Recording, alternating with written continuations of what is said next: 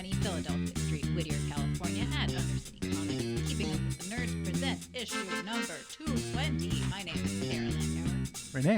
I'm Sean. Nick Ware. This is Bryan. I thought we were doing full names. Bryan Cometh. Welcome to the show, everyone. That was a solid open. As we That was a solid start open. It's better than I going- could have done. Yeah. As we continue on into the month of November, we are having another guest here. Sarah, how do you pronounce your last name again? Landauer. Landauer is joining us today from Wasteland Comics. Welcome to the show, Sarah.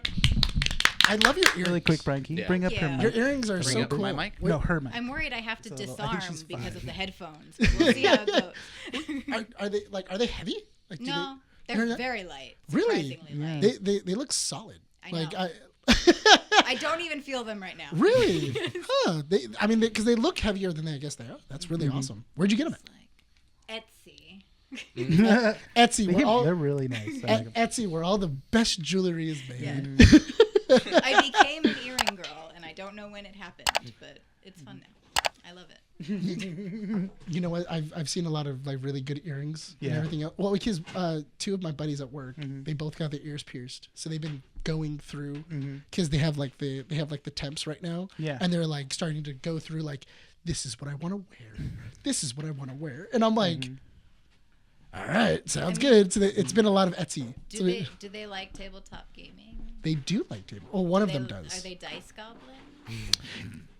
No, they are not. Unfortunately, if Well, I have a friend who makes dice earrings. So Really? I saw the dice earrings you were. I think you were wearing them at LA Comic Con. Yeah. And yeah, I saw them. If I had pierced ears, I'd get those. Those were sick. You Why want don't to go you to get pierced ears Deanne's on and then Monday? Huh? You want to go to Deanne's on Monday? To go Yeah. get my ears pierced? Yeah. I'm not gonna get my ears You pierced. said if you would have go to pierced ears, you Central would City get 'em. Tattoos in Whittier. You get your ears pierced over there. That is true. true. We can go there. I'm not gonna go get my ears pierced. Yes, Let's just you get the one. just said you would. If you had just your get the ears one. pierced, you would get earrings. Yeah. I've been wanting to get my ear pierced. So if I'll this go with you. Yeah. You want to go get your ears pierced? We can I just want to get one. Okay. Just one, yeah. Make sure I it's like a- the That's cool, chain. too. I like the chain earrings. Well, They're here's the kinda, thing: like, long. we're promoting earrings and dices and stuff, but we didn't promote ourselves. Guys, go find us on our website, keepingupwiththenerds.com. Check out our socials: Instagram, Facebook, and xmen.com. Check out our YouTube channel if you guys are watching us live, and if you guys want to see everything, because the last issue Nick worked on for the YouTube channel had all the items that Junior explained front and center on there. So if you guys want to watch it, please go to our YouTube channel and go subscribe. Welcome to the new subscribers on there. Yeah, I saw that. We got a couple new ones. We had a couple ones. I thought it. Thank you, and I'm sorry. You know, it was so funny. After I finished the episode, and it was 2 hours, so I had to Yeah. so I had to watch a 2-hour issue, and I was like, okay, cool. And then I had to go back and do everything else, and then I thought about it, and I went, I have to add all those images. Oh Yeah. no! You can't just work yell it it at out. Brian and be like, Brian, You had put to it work on. it out. I had to work. Yeah. I was like, that's why I didn't finish it till Tuesday. I was like, I'm doing that. I'm doing to do it tomorrow. Hey, but you got it done. I did get it done. Exactly. Yeah, it got done on time. We're You did a good delegating job. here. We're delegating. And please go check out our audio platforms, Spotify, Apple Podcasts, and Podbean. Leave a 5-star review where you guys can. Welcome to the show, Sarah, longtime listener, supporter. We appreciate the support that you've given us with the constant comments on there, the likes, and sharing your episodes as well. We really appreciate it. And so, this month is the month of giving. It's the month of thankfulness, and we want to give back, and we want to make sure that we can talk about everything that you've been working on, because we met you at last year's Santa Fe Springs Art Festival. Yes. And you were promoting and selling your comic book, Glitch, Yes. which currently has 2 issues out, with a third one. Third on the way. Third on the way. Third Yes. on the way. Third on Kickstarter. Yeah. Oh, cool. Yeah. What kind of how many tiers do you have on Kickstarter? 10. 10 Oh, tiers. wow. Whenever I go to Kickstarter, I always go to the very bottom because I just want like all the If swag you that get our comes with. highest one, there's one left. You'll have a speaking cameo in number 4, not number 3. What? There you go. Wait. Real quick, Sarah, go ahead and bring the mic just a little bit closer. There you go. I had Don't be this afraid of problem at My Santa Fe VA. Springs Art Fest. Hey, you know what? And I get it. As a person who has a beard, it always touches. See, I have that problem. So no, but the mic does feel weird in your face sometimes. It feels weird. But Yeah, I mean, I got you were so graceful enough to give us a copy of it, and we were able to read it. Yeah. The comic book. I noticed I lost my entire break trying to because I burned through it, and I was like, oh, this is really good, and then as soon as I got to the bottom, I was like, right, well, now I got to read the other one. This would be the first book you work on, right? Yes. Yeah, you do a really great job at finishing a story to get someone excited for the next part of the story. Yeah. Love me a cliffhanger. Yeah, there you go.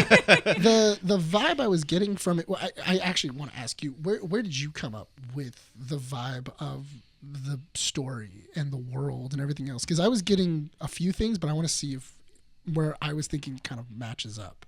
Okay, so I spent a lot of time working on a show that talks about a post-apocalyptic show, because I was on Talking Dead, which talks about Walking Dead. Mm-hmm. Yeah. But Walking Dead is so grim. I know there's like hope kind of and everything, but I was just like, post-apocalypse I like, but I don't like how dark it is, and the world is getting darker.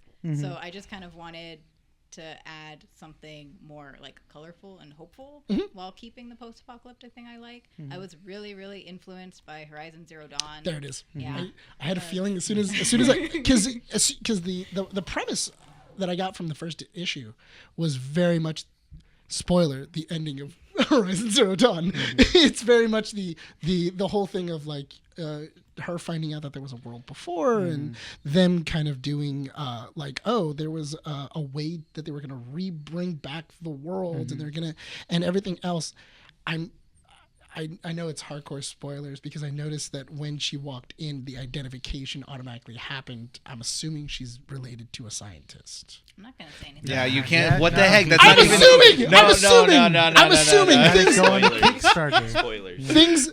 Things happened, and then I was like, she's related. No, we'll talk more about it in detail once we get to the There was part. definitely a connection, but no, it was really great, and it was awesome. I love the design of it too. I like I really like it because the animations. I mean the way that you guys did your artwork. It's very 90s cartoon. Shout out to Alston Novak, my amazing artist, my friend, my beloved.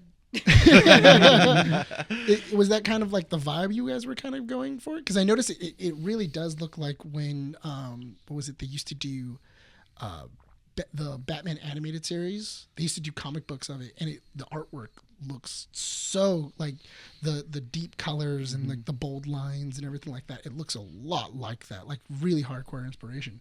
So that's why I was wondering what was when you were talking to him, what was the inspiration for that? Honestly, it's primarily Alston was primarily influenced by manga and like Miyazaki, and like Full Metal Alchemist. If you can't tell by the metallic arm. Yeah. I noticed that too, and I was like, we need a prosthetic arm. Yeah. Absolutely, and I love that the arm has so many. Because I can also see too, like there's a lot of like inspiration from like Spider-Man, and was it the way that she kind of has like that. Like the web thing that came out of that comes out of her hand and everything else. Yes, there was something.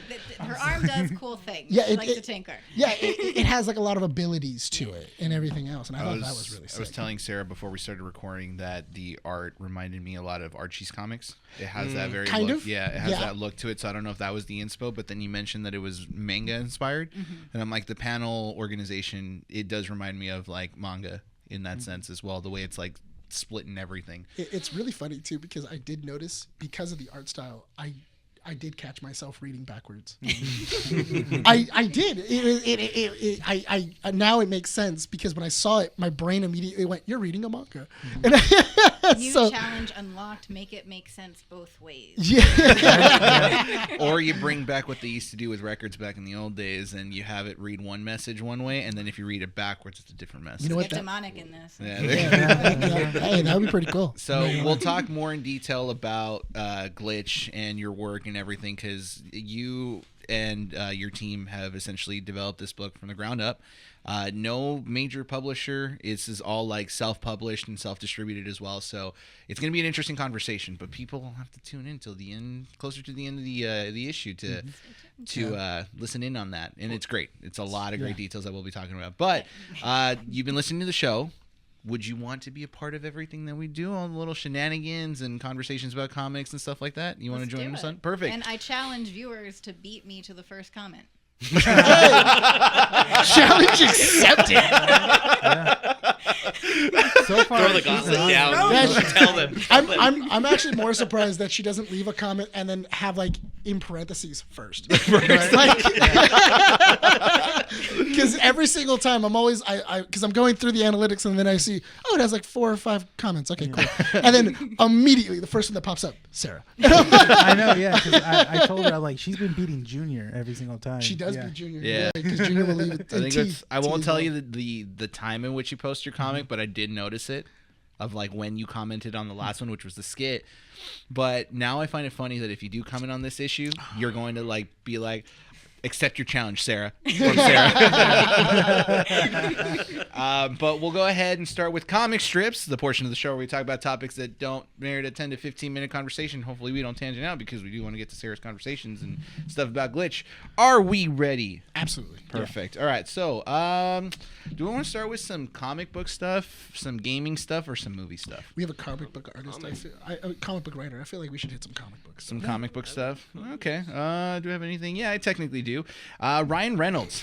Wait, hold on. You gave the option? Yeah. And you There's like didn't have one. comic book stuff? There's like one. Why would you give the option? Because I was improvising. Terrible improvisation. Well, it would have worked if you guys didn't call me out on it. Ryan Reynolds has confirmed that an early draft of Deadpool 3 did have Nicolas Cage's Ghost Rider and Ben Affleck's Daredevil. This is per Entertainment Weekly's podcast. Okay. So we finally get a full confirmation that they were both going to be on there. We kind of already Special knew. features? No, No, because no, it's it an was early it draft. Yeah, It was an early draft. Early pitch. Of Yeah. Also, they had what's her name, Jennifer Garner. Yeah. Yeah. Do you really think that they're going to be that they had? Wait, why are you making that face? That's cool. Yeah, Jennifer Garner. Did you not watch Deadpool 3? Yeah. Yeah. Yeah, I did. That's Jennifer Garner, Elektra. Yes. So then, why are you acting surprised if you saw her? No, I was surprised when I saw her.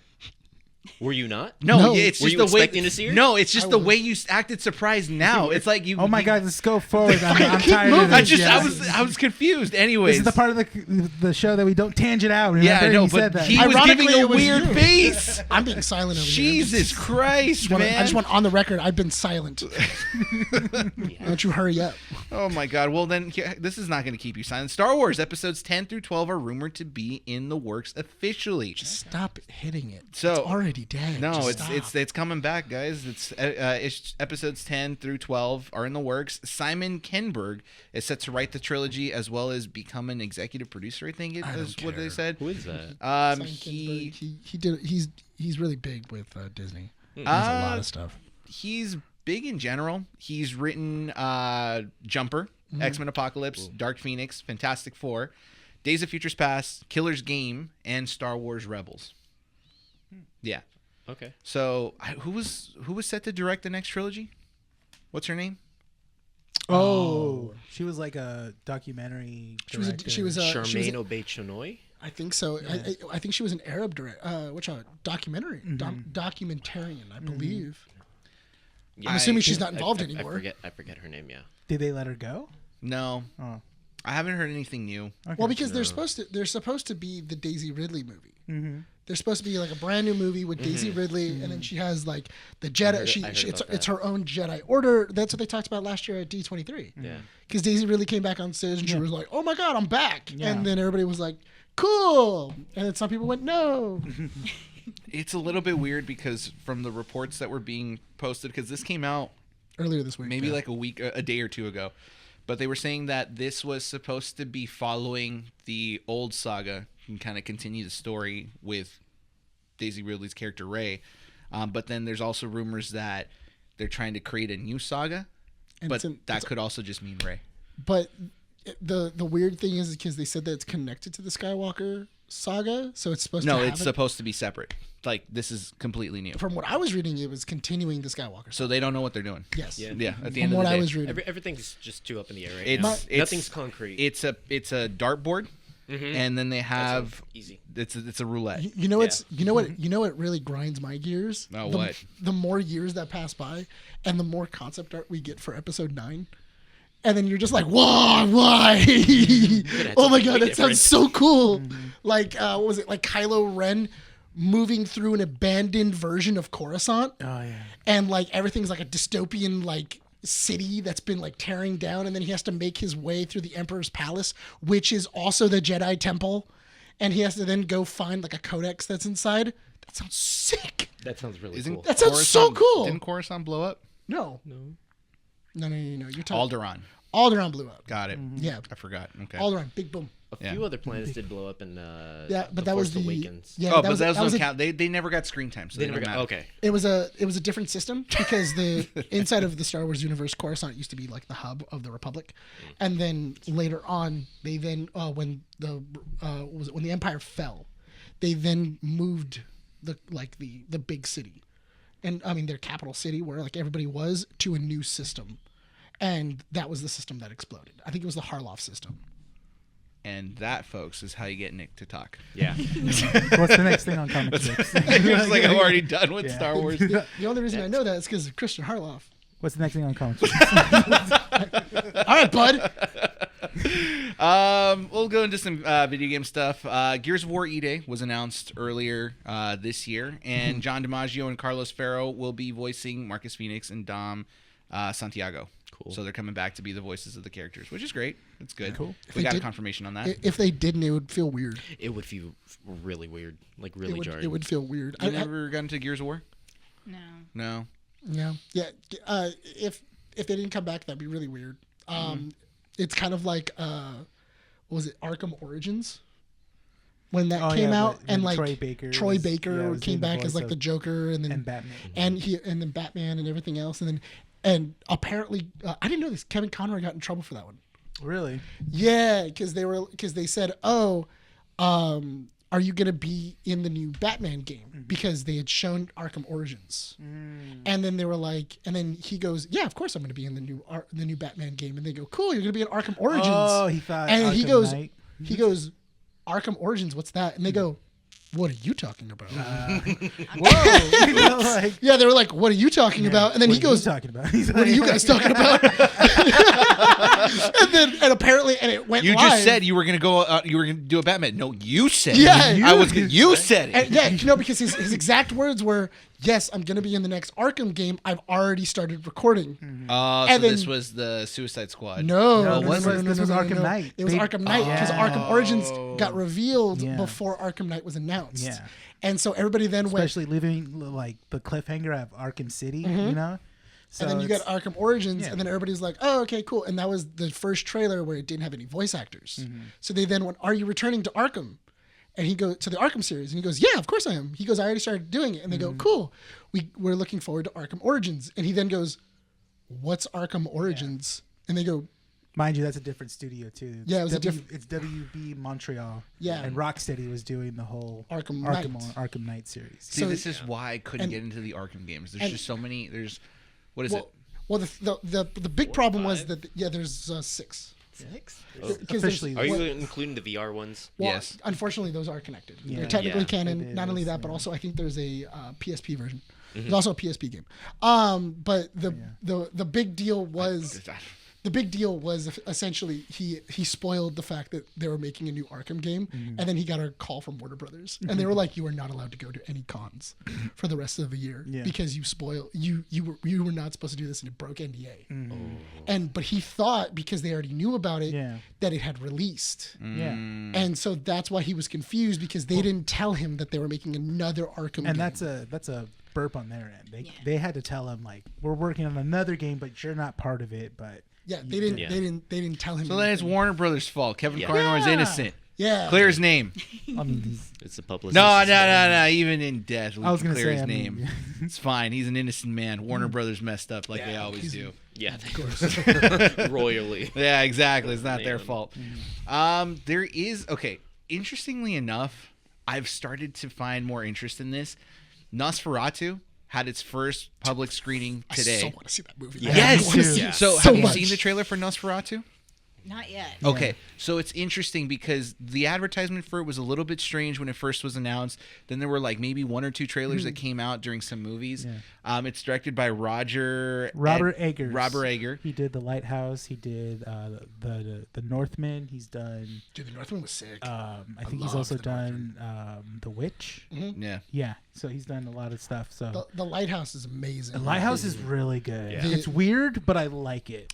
Have you ever seen The Lighthouse? With Robert Pattinson and William Dafoe. Yeah. You guys did a bunch of movies I need to add. I'm So the behind. good. the Lighthouse and the Northman and the Witch all have different vibes. I think the Lighthouse and the Witch kind of have similar because they're No. both like horror-esque. Well, the Lighthouse isn't necessarily horror-esque. It's the descent into madness of 2 men that are lighthouse workers back in like the early 1900s. So their job is just to live at the lighthouse, and there's nothing around them. So they have to farm, they have to feed themselves, everything else, and they take shifts. But because it's just them alone, they slowly start diving. It's a psychological into thriller. madness. That's what it I is. love- So some people I say love- it's a horror. I love that Robert Pattinson said on set that he was getting mad and laughing at William Dafoe because he kept farting on command, and his character farts and stuff. And then I think Conan asked William like, "How did you keep farting on command?" He goes, "I just do it." He's like, "Just you ask me right now, I'll do it right now." So like, But yeah, it's 2 people who just are forced to live with each other, and they have like vastly different morals, and like and they have to live with each other, and they hate it, and they're just slowly going crazy. If anybody's ever had like a roommate they don't like, yeah, That's what it is. it's It's that, and essentially you're that, being yeah. forced to live with this person. So Nosferatu had its first screening today publicly with Guillermo del Toro hosting a Q&A with director Robert I mean, I love Guillermo del Eggers. Toro. Oh yeah, But- you know what? He is one of those people that I feel like if you were to speak about any movie, you would not doubt his opinions on it. I feel like he understands it on a deeper level. Well, he held a Q&A. The film is being highly praised by many critics, and it's being compared to The Shining in terms of like horror. That's so It's great. Nice. one of it is Okay. So a cool. movie that apparently has a horror vibe that hasn't been seen in many movies recently. Fede Alvarez also tweeted out that this is his favorite horror film of the year, and Fede Alvarez just released Alien Romulus, which was a fantastic horror film. So how much scarier can we get? How much more suspenseful can we get? I'm deeply. This is the problem because I'm a fraidy cat. Like anytime there's a horror movie that catches my interest, I'm just like, all right, how much time am I going to dedicate to not sleeping? It's so funny too because I brought it up too during the during Halloween. I kept trying to bring it up to my girlfriend of like, let's watch a horror film. She's like, I'm not in mindset to watch a horror film right now.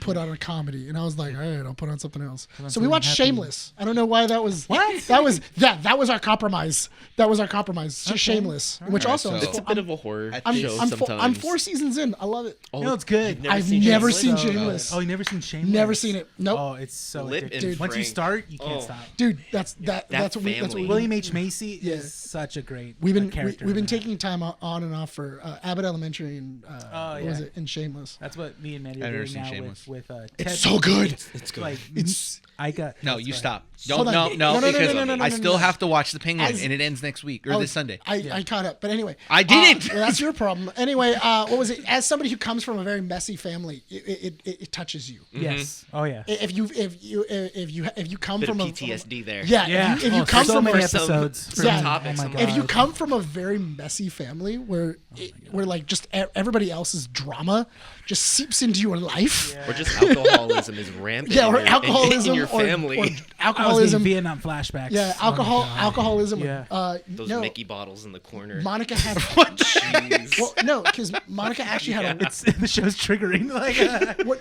Yeah. what was it? Monica had to warn me Yeah. because she goes, "Hey, I wanted to let you know because the episode you're about to watch, because she saw the description before we were about, because I was making dinner. She goes, "Hey, I don't know if it's a trigger for you, because your grandmother was bipolar, but it's the episode where they're dealing with the mom. Monica.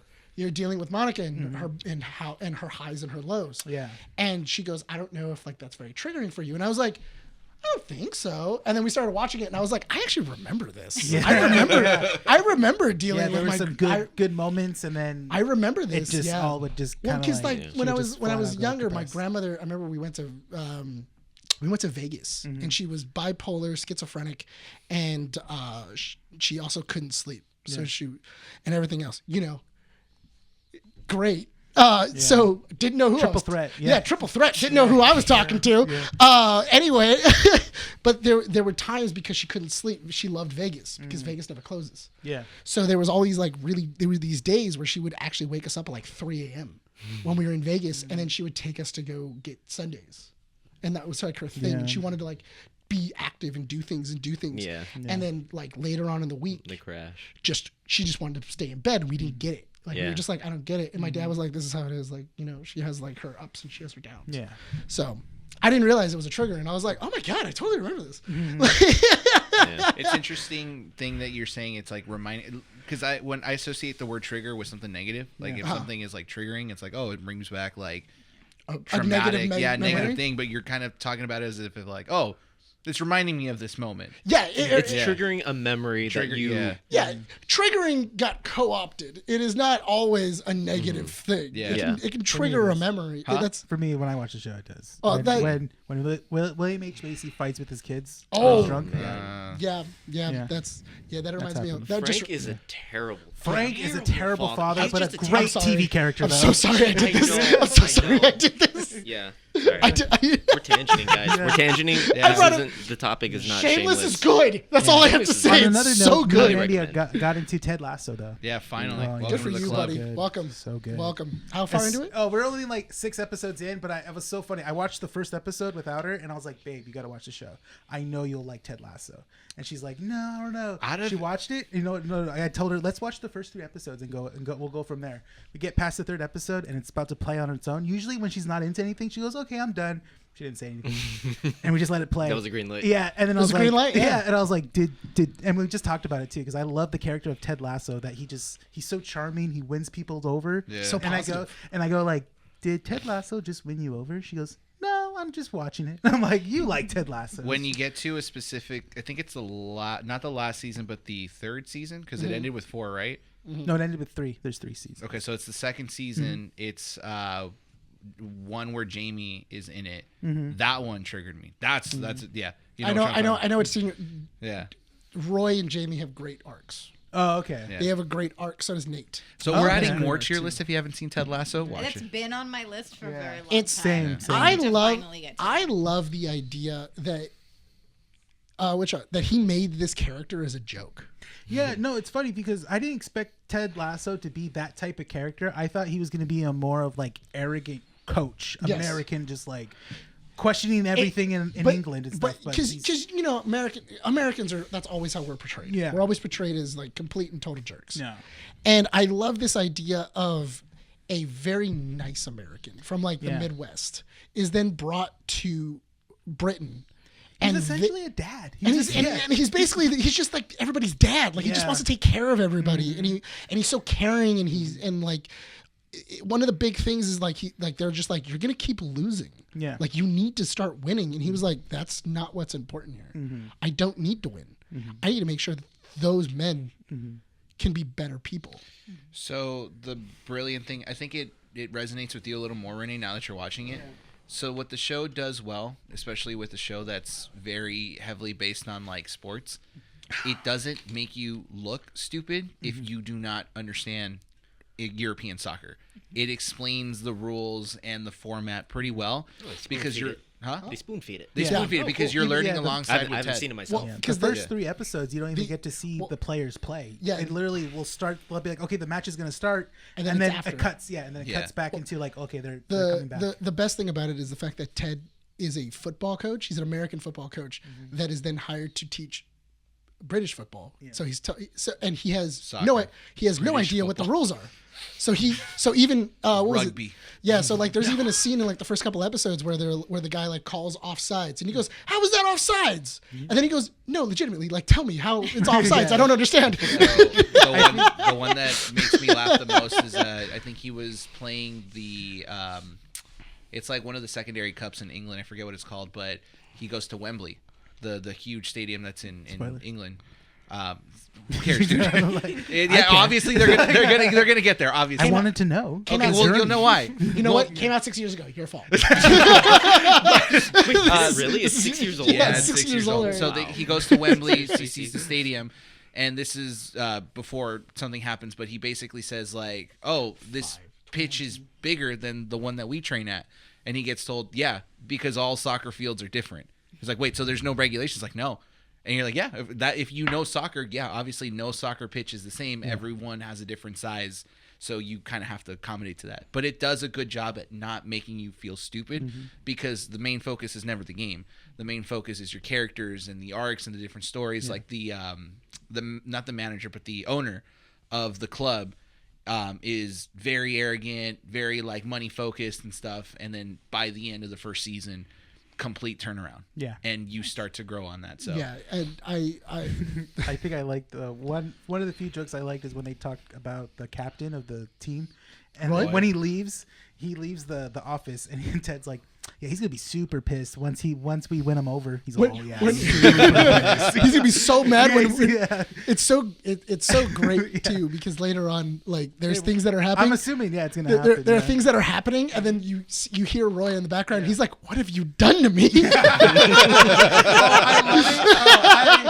I love the part when he like assigns books to all the players. Yeah. And he gets a wrinkle in time. And it's like he reads it to his niece. And there's a part that resonates what situation he's in. He's all, damn it! He's all, and he gets up and leaves and stuff. And then he goes and does the thing that he's supposed to be doing, which is back up his teammates and stuff. That's great. That's why I love that show so much. Yeah, I can't wait till you get to the dart scene. Oh, I've seen that scene, but I want to see how that builds up to it. I want you to get to that, because that dart scene is amazing. If you ever feel down on anything, Ted Lasso's a good pickup show. And it's really especially after this week. But psychologically, it's actually very interesting on how that show got popular, because it came out the very end of 2019. And then it starts playing right when COVID hits. COVID hit, and that's when the first season's coming out. So the first season's hitting right as COVID hits, and everything's getting really dark, and everybody's kind of like, I don't know what's going to happen, and everything else, and people are dying. Timing, and it's such a positive show that it uplifts you, and you're thinking of like the positivity in the world, and you're thinking of, man, not everybody, and you're thinking of like all the great things and everything else, and of like humanity and everything, and like people can be better, and that's how it got popular. It's still relevant. It's so relevant. I know right now. Rewatch Ted Lasso. Yeah. I boycotted the first season. Why? Because I didn't like people liking soccer all of a sudden because of the show. That's a you thing. That is a me thing. No, because all of a sudden it's like, dude, again, it goes back to the whole anime bit. It's like, why are you guys making fun of me for liking something that I like? So you're a gatekeeper. That's just I'm not I was about to say not a gatekeeper. No. That's gatekeeping. Because I love soccer. No. Because I love soccer. Yeah. Ever since I was a kid, and then all of a sudden all the haters were going like, oh, why didn't you tell me about the sport? And I'm like, dude, you guys shut me down for years. You guys told me to shut up. All of a sudden Ted Lasso comes out, I'm not watching it. Soccer's still boring, but I love Ted Lasso. It introduced it, but I'm glad that it did, because it makes it takes a boring sport for a lot of people and makes it interesting, and you can tell that there's history and there's like things that you can work around it. It's not just a stupid sport. I think the only time I'll watch soccer is with you, because I just want to see your reaction when things don't go your way. I'm not gonna lie, it's stressful for him. The thing that got me into soccer was World Cup. I was never into soccer, and then I was in an office where there was a lot of like people. No, there was a lot of people from like Spain. Okay, I'll be 100% honest. Yes. But, so let me tell you about this. Wait, how did you know that there was betting? Because I know you. This is the guy that legitimately will be like, so I went to this city where there was this cafe or something, and if you go downstairs, there's this like underground ring with you can bet. Yeah. There's bookkeepers and stuff. How did you know about the cockfights? You can't just know about that. No, but what was it? The reason being is because there was a lot of people from like that were from like Spain, and there was a lot of there was a lot of like there was a lot of people who had come from all over the world, Brazil, all these other things, and then the World Cup was out. I think like probably like almost 16 years ago now. Now that I'm thinking about it. What? Yeah, it was probably like right after I left Learn, like right after, like that first World Cup, like. right around What do there. you mean the first World Cup? That was like I'm talking about the from you. For yeah, you. for I was my like- first World Yeah, Cup. your my, first- my I don't know first soccer. my I first I was gonna World say. Cup. I was like, what do you But think? anyway, the thing was I was never really into soccer or anything like that, and then it became like this big thing in the office, where like all the warehouse workers were then just like, okay, cool. In the conference room, it's just snacks, chips, everything else, and everybody pitched in to get stuff. We all bought pizzas for everything else, and we just had the World Cup playing on every TV in the office. I don't like soccer personally, but I think soccer is probably the greatest sport in the world, just because how globally it's like respected. That the fact that everyone in the world will compete, and it's not like a part of the Olympics, like every nation's going to compete. No, this is everyone coming just for the sport of soccer. Yes. And that reflects big time. Yeah. Like the World Cup, that's the only time I watch it. That's the only time I get excited to don't watch watch it. And I'm I like, hey, actually all didn't. right. I didn't know. I didn't know. I didn't know the origins of soccer until I watched Ted Lasso, and that's hilarious. Do you know the origins of what soccer yeah. is? Apparently, there Coach was Beard said that. according to legend, A Wives' Tale. yeah, according to legend, what was it? There was a headmaster of a boarding school, and he wanted the boys to stop masturbating. Oh yeah. So he created devised a game where they that- could only use their feet. Yeah, but they don't use their hands. Okay, I believe that's a strong possibility. Yeah. And that's how the Catholic boarding school boys, like, here. And Well, that's Brian's not saying anything. and that's the origins of soccer or football. Yeah. Look, man, soccer has had weird things. Like back in World War II, there was a ceasefire between German troops and what was it? German and English troops, I think it was, for a day. I think it was like Christmas time, and they played soccer. That's cool. Yeah, between two soldiers. I thought you were going to talk about the time that Canada threw grenades at people. Oh no, no, but I Do can you talk know about the. Do you know No, I about did that? not know about that. So Christmas, the Americans and the Germans, they started singing. Yeah. So then they started like singing and Is everything this like soccer related? Or is just In general. It's World What? War No, II. Hold on, wait, because it's really funny. Because we're on Because throwing grenades is funny. Yeah, for no, sure. no, it's all because it's actually really hilarious. So anyway, so the Germans heard about it on the radio that the Americans had done this. So what they started doing is they started getting cans of food and throwing it over the foxholes, and it was landing in the Canadians like foxholes. no. And the Canadians started seeing that it was food, so the Canadians started throwing cans, and the Germans started running to it. So the Canadians go, and they pulled the pin on a grenade, Wow. and they started throwing grenades. So people would see a metal thing in the dark hit the ground, and everybody would dive for it and jump on top, and it was a grenade. That is so dark. I know. I was gonna say. I Now, just said, after the But it was funny. But it's funny. You're not wrong, damn it. I would hope after the explosion, a sound of "A" came out. Boom, It's so devious. Like, I why do I don't. smell maple? Is that It's so devious that you're just like, oh, if they're throwing. Geneva Convention? That is quintessential war crime.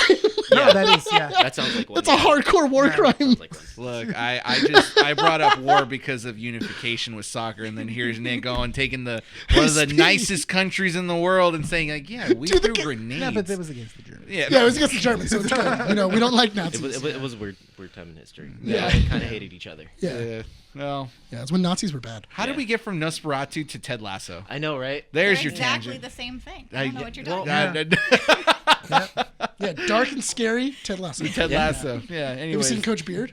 yeah, freaking love Coach Beard. Anyway, moving on. Can't wait till you get to the Coach Beard episode. Okay, we're done with Ted Lasso. Those are good. Really quick, I do like the line where he says like, "Oh, I thought he drinks tea for the first time." He's like, "Oh, I thought tea would just taste like hot brown water," and I was right. That's disgusting. And then he keeps mentioning it throughout the time. He's like, "Oh no, I don't drink tea. I don't know why you guys do that." He really hates tea. And I'm like, okay. It's so funny. All right, so moving on to more comic strip news. Zendaya and Anne Hathaway have been confirmed to be casted in Christopher Nolan's next newest film. They're set to join Tom Holland and Matt Damon. Princess Diaries 3. Imagine Christopher Nolan Yeah, directing dude. Princess Diaries. Dude, could you Hot imagine? Simmer. You just see the camera zooming in to her nation. Yep. It's just a war-ridden. Oh god, there's a war in Genovia. She's fighting, she's fighting him back, and she's like, "We need a weapon." Matt Damon, find me a weapon. Oppenheimer. That's the sequel to Oppenheimer. It's just. Oh man! And then here's the twist: Chris Pine comes back at the end. Oh, yes. And he's the general that leads the troops to victory. Yeah, she's just like, yeah, we need to make yellow cake. Oh, like the yellow cakes from the original? No, like yellow cake uranium. That's what we need. C4. We need that. Bring me the C4. And then Julia Andrews has a big musical number at the end. She did help fight the Nazis. That's true. There you go. Speaking of Nazis. Oh my God! Full circle. Speaking about end of the world scenarios, Macaulay Culkin has been casted in Fallout Season 2 per deadline. Really? Yeah. Cool. I want him as a ghoul. So no, because according to the rumors out there, this he again looks was too- announced by too real. Deadline. He, He does kind of look like him. you know what? I think he would Now that allow you that mention it, comment he because he is does. married to Brenda Songs. So yeah, there you go. That wasn't where I was going with it. I was going with it. His eyes are in his skull. He looks like a ghoul. Sunken in. I love his redemption arc. He is set He is- to play a crazy genius type character. Okay, Enclave, maybe? No, he's Kevin. He's He's Kevin. grown up. Oh my god. No! Yeah. If they The have a overseer of a scene where vault. there's booby traps, I'm Yes. super happy with Fallout Dude. at that point. It's just paint cans and stuff. Yes. Oh my god. Lunchboxes that blow up. You want that to I want happen, that. don't you, I Bryan? do because okay, so I was thinking about Then you I was see- thinking because I was thinking about what Fallout Season 2 would be. It's in New Vegas. It's after we don't know what the ending is, right? I'm like, I hope to God that it's not a brain bot. I don't want that. He needs to be like an Enclave scientist or maybe like a Brotherhood of Steel scientist or something like working in that. But now you saying laying booby traps, that happens in Fallout all the time. You go into a house and there's like spike Booby traps, traps, yeah. or like there's like yeah, it fits. yeah, it Totally works fits. totally. And I hope they call him Kevin. You're welcome, Bryan. I feel like if they have Kev. Macaulay Culkin, not Colin. If they have Macaulay Culkin, his name needs to be Kevin. And he needs to be a booby trap expert and a scientist. I'd be love okay that. with it. Yeah. Love that. Makes Good sense. callback. Let's talk about Arcane because it releases. Sick. Okay. So sick. So- I'm really surprised It's it took you done. this long. Well, because I forgot why, but I didn't. So when Arcane first came out, didn't care. Don't really so care good. for Still League don't of care. I Legends. got awesome. into it late, and Yeah. I'm loved kind of it. glad that I did because I didn't have to wait as long for season That's 2. what I told him. So I was I like, loved so it. I Loved had it. started watching it probably maybe a couple months after it first released, and then I watched up to episode 7, and I think I stopped. I don't know why I stopped. I don't know. I was just like, okay, I think I got busy, and then I forgot about it. 100%. I don't know how he does that. My brain will not allow me to move on to a new show. That's probably my ADHD. The thing is, Well, like 7 I was do like the that. beginning of the Work, third. yeah. Like I'd understand if it was 6 or 3. 'cause it makes the, like, sense. 3 Yeah. things, but you stopped at 7. Yeah, exactly. So like an episode away. it was 9. The show's 9. The season's 9 episodes. Yeah. But I told Nick, I'm like, I'm kind of glad I stopped because the ending to season 1 would have messed me up for the last 3 years because it ends so well. It's like a good So pin abrupt, drop. too. Yeah. I was like, And I'm so like, oh good. my God, this is so good. We're here. Well, the reason I bring up Arcane Season 2 is because it broke a record. Now, you can see this as a good thing or a bad thing, and I want to see it as a good thing. But ahead of its release, Arcane Season 2 is set to be one of the highest costing productions Good. in animation history, costing $250 million. Now, Isn't here's that a combination of both seasons? no, that just price? this season. Just Just this this season. season. Okay. So here's the thing. You can see it as a bad thing because a price tag that big on one singular season could probably set a bar for Set you it know, up to fail. Exactly. So it's gonna be difficult for this to make its money back. But this is the way I see it. I don't think that it matters if it doesn't make its money back in streaming or as a production because League of Legends is going to get so much bigger after season 2 drops, and they already have so much other methods of merchandising and profits. I remember when Arcane first came out, and I talked about it then. I think that League of Legends has some of the greatest lore Big time. that like has Not come used, out. They don't use. Yeah, any they don't. Of it. They don't use any of it. It has I some don't know great why lore. Riot just wants to clutch onto it so Riot tightly. makes the worst games in the world, but they have Honestly, some of they the do. some of the greatest lore. Yeah, like the they know, writers. they really know how to write things. But it's good that it's not attached to League of Legends as much as it wants to be because I mean, it's just not fan servicey to League that's of fine Legends. because Like, League of Legends. We've said this before. I've said it. League of Legends has a gross and very it's a terrible game. disturbing. Well, no, but a fan base. They're very rude people. They don't. Emaru is not mean. She's sweet and she's a League player. Who's and that? she's a That's fine. Emaru. She's a streamer. That's fine. And Really then sweet. There- also, there that's, are that's some- her personality on camera. You don't know that.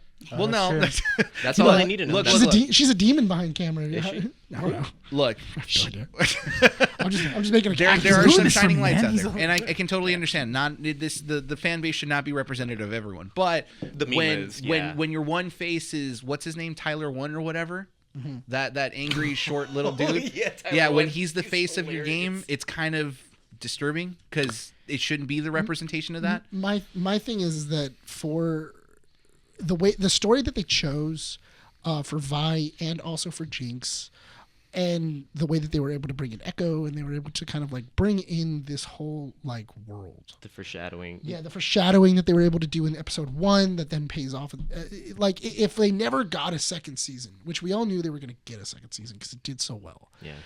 The show would have been fine. Yeah. You could have left it there and been like that was a perfect show. Yeah. It was Yeah, perfect. even though it's like cliffhanger Mm-hmm. ending, it was also a perfect ending. Like Exactly. it was the perfect ending for Vi and Jinx's. Exactly. Yeah. And now we get to get into world stuff and everything, but like for them too, it's like that is a complete story. Yeah, and I love the idea, it totally makes sense that this season would cost so much more because in the first one, it's very much not a generic anime, but it's more of like an anime that's a lot Don't more. call it an anime.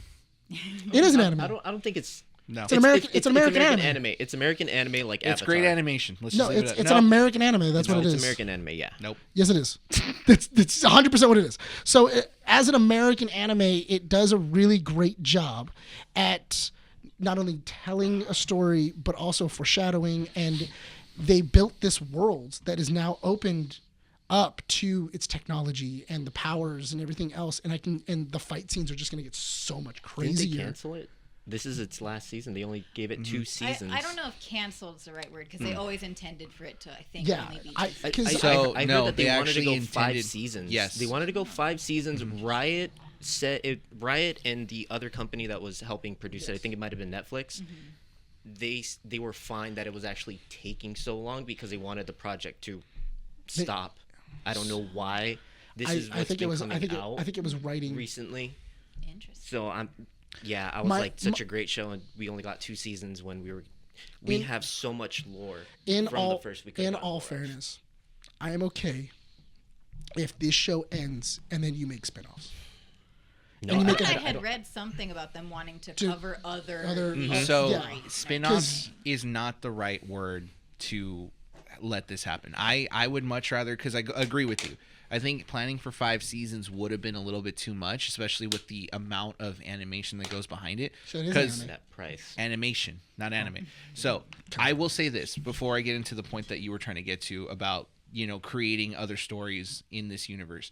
What I love so much about this game, or this not game, but the show, is that while watching it, I kept thinking about how this is kind of like those cutscenes in video games where it keeps you still attached to the story. Mm-hmm. They know how to craft scenery that's beautiful to look at and just goes with the flow of the storytelling that they're trying to do. The fight scenes in this show are phenomenal. Yeah, They're I'm not so, even big so- on fight scenes, The, and I was just like, these are they're art. They're gorgeous. It's really, really good to look at. The fight with Jinx and Echo is one of it's one of the coolest fights. It's Jinx and V, or Ji- V and what's her name? The girl with the mech arm? Oh, Bye. Not no, Vi. Wait, Mecha. She's was a bad Silco's. character, right? She's Yeah. no, Yes. she's Silco's assistant or whatever. Oh, The tall Indian woman. Yes, I her. forget her name. But I she know had who a you're great talking bar about. fight scene in the 8th episode. Yeah. And I'm like, yeah, it's those moments that really captivate me. I do like the fact that this specific story is ending in 2 seasons, because if you want to expand more on the story, I don't want spin-offs. I want a complete separation. Spin-offs imply that it's Arcane, another story. I want a completely different title, still in the world of League of Legends. But that's a spin-off. You're spinning off from the same story. That's what a It spin-off is is. like on semantics more at this like point. a cinematic universe. Yes. Yeah. But Yeah. I mean, true. You're calling it as if like Captain America or Iron Man and Captain America would be a spin-off of Iron Man. It's still set in the same universe, just But different stories. It's not a spin-off because he wasn't really touched on. No, We already Exactly. knew That's about what I that mean. character. That's what I I'm- mean. no, Is I I'm- don't want Arcane to continue on in a different spin-off. but you I'm- end it, and then you just tell more of a different story. I'm talking. Time jump. I'm- Just in- this now happened. In all like fairness, when I'm talking 20, about 40 years spin-off, I'm later. talking about like Sons of Anarchy to Mayan. That's Oh, yeah. okay, that The- kind of spin-off. Because you're gonna meet people from these other nations or these other lands eventually, or you're gonna hear about them, and then we go see them. Yeah. So that's a spin-off. It's just it's a story stupid set it up so- technical industrial term. It's just used to sell. No, Oh my honestly. God. Anyway, what I want to see is I want to see other Be nations brave. because Call it something different.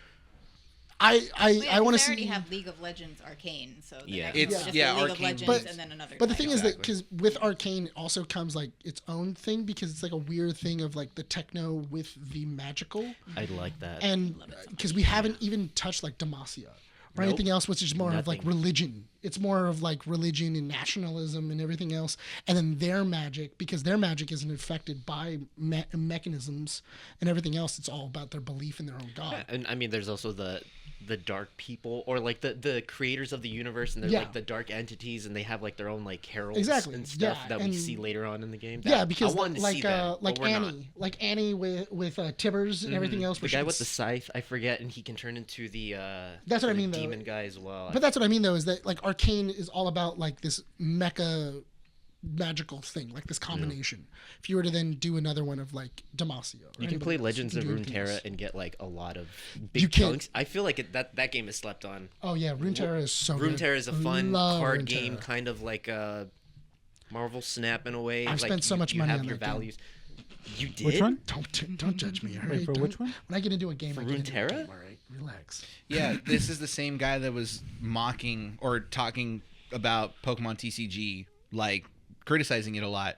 But when he friended me, he was like 5 or 6 levels up ahead of me. I haven't spent a single dime in that game. But you spent time, a lot of time. But that's not. I Man, mean, that's Oh no! currency That's for a As someone free who time. really, really loves That's a Pokemon, free-to-play and he way. exactly, but I love Pokemon, and Nick over here is like, "Oh, I'm critical of this, this, and this." Dude was like 6 levels ahead, and I'm like, "Oh my god, Well, dude, no, that was that- a lot of time spent." No, it was because I had unlocked something, and then it gave me a bunch of like credits towards opening packs, and opening packs gives you a lot of XP. That's just what it is. He gets addicted. to Arcane, games. solid season 2. Check it out. Arcane. I'm super excited. Saturday. I'm really hoping that there was a company that did a escape room esque like version of Arcane. So they got the license for Arcane, and they made everything. The bar, right? That must have looked so cool. Yeah. Wait, did you go? No, so Cece, who works at Guildhall, she went to that event. I And did it was- too. Oh, really? I went she to was it as dressed well. up as Jinx. Nice. I don't know. Anyway, it was an Arcane. What do you mean? No, she went. She dressed up as So Jinx did and what? I don't know. I saw a bunch of people it dressed was up as big, Jinx. and it Yeah. was like 3. I think it was just that weekend, huh? That It was Friday, Saturday, it was Sunday. only like 2 or 3 days. But anyway, the whole idea of wanted it to was go. that when you went, you actually got a specific like group. So you actually had like factions inside the house, inside the place, and you would pick them when you bought your ticket. The Star Wars cruise done right, Yeah, essentially. essentially, it is the Star Wars cruise done It right. is. So, and the idea of it is that everybody is trying to get Vilco's drugs. And by the end of the night, you have to have the most of it. So there's like little tiny games that are all hidden throughout this escape room, and you have to figure out how to get them. And then the greatest things were if you could actually sneak into somebody else's base and steal all of their stuff. So you were actually acting as like thieves and everything else. It was so much fun. Super immersive. Yeah. Like I was watching some of the videos on YouTube. I'm like, man, that It was was so cool. It was The $70 costumes. and it was so worth it. Like there was a couple of like puzzles where like you would just see a lever or like this like handprint thing, and then you would push it and you would feel it go in, and across the bar something would open. So you had to know what it is you were what opening. what it is you were opening, and because once you opened it, there was an actual vial of it, and you could take it. Mm-hmm. And people could steal, people can do all these other things. It was so funny because we saw one guy trying to open up like the chest. He's like, dude, it's not opening. And I go, hey, do you mind if I take it? Like if I can do it? And he goes, yeah, sure. And I looked at my buddy and I was like, do it. And he hit the button and it opened for me and I pulled out the vial and I go, have a nice day. And I walked away. And he's just like, how did that work? How did you do it? And I was like, that sucks, dude. You're in a different team. I'm not telling you anything. Yeah. Because a buddy of two of our friends, they picked a different team because they didn't know what it was. So they picked a different team and they were like, oh, hey, can you guys give us some of the, and because we were working as a group, they were like, can you guys give us a hint? And we were like, no, you guys are on your own. Sorry, buddy. We told you to pick ours. You chose that one. That sounds like a rough day. They were like, but we're missing out on all the fun things. You guys are doing all the cool things. And I go, that sucks. You should have picked us. Did Imagine Dragons perform there one of the nights? Because I know that they didn't like the song for the first season. Imagine Dragons didn't, but it was really cool because the entrance of it was the bridge. Oh, cool. So you came in on when they're like the rain and everything like that. So they actually had a bridge that you would walk into, and then that would take you into the whole thing. And they had the music and they had everything else, and it was a cool bar. And it was cool too because then you had to like go to the bar, and then give him keywords to like, and then he would then give you tonic for it. Like you had to like specifically tell him specific things. You showed him like your sign, and then he would go, all right. Lucky. It was so much fun. If they do it again, I'm down to go. I would love to go. If they're doing it again, which they probably will, I'm in. If you guys were down to go, it's so much fun. Yeah. It's so much fun.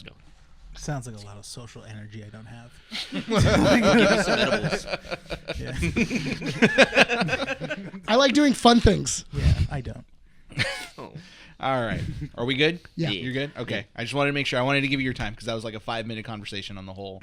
I was like timing it. I was just like, all right. Long enough. I was looking for a break somewhere. I'm like, no, this guy's still going. All right, we're going to the bar. All right. I won't stop here. All right. November 7th came and went, and 7 is the celebratory day that BioWare uses to talk anything and everything about Mass Effect. Well, this year, nothing. They came out with a letter stating that their focus was solely going to be on Dragon Age Veilguard was the game that came Veilguard. out. They want to focus on that because, it's a great game and, whatever. So silly. It's not. So silly. Here's my thing.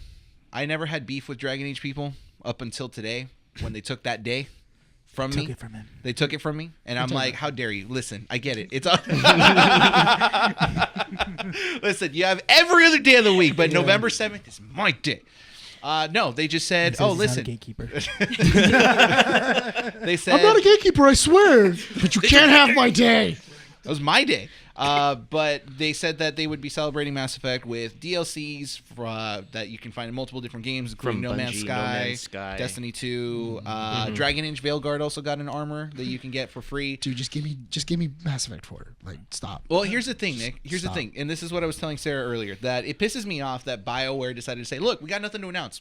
Nothing to look forward to. Okay, but Variety releases an article same freaking day where they say, hey, we're actually developing the Mass Effect TV show at Amazon MGM. That, Why like, it's didn't gonna they happen. say any of that? Oh, no. That's not what happens because they don't want to announce it on their socials. We have to find out in a magazine. Yeah. No, that's News perfectly fine. articles, Okay, so we get that. That's fine. And this is going to be executively produced by the guy that wrote Fast 9. I forget his name. I'm trying to look for it.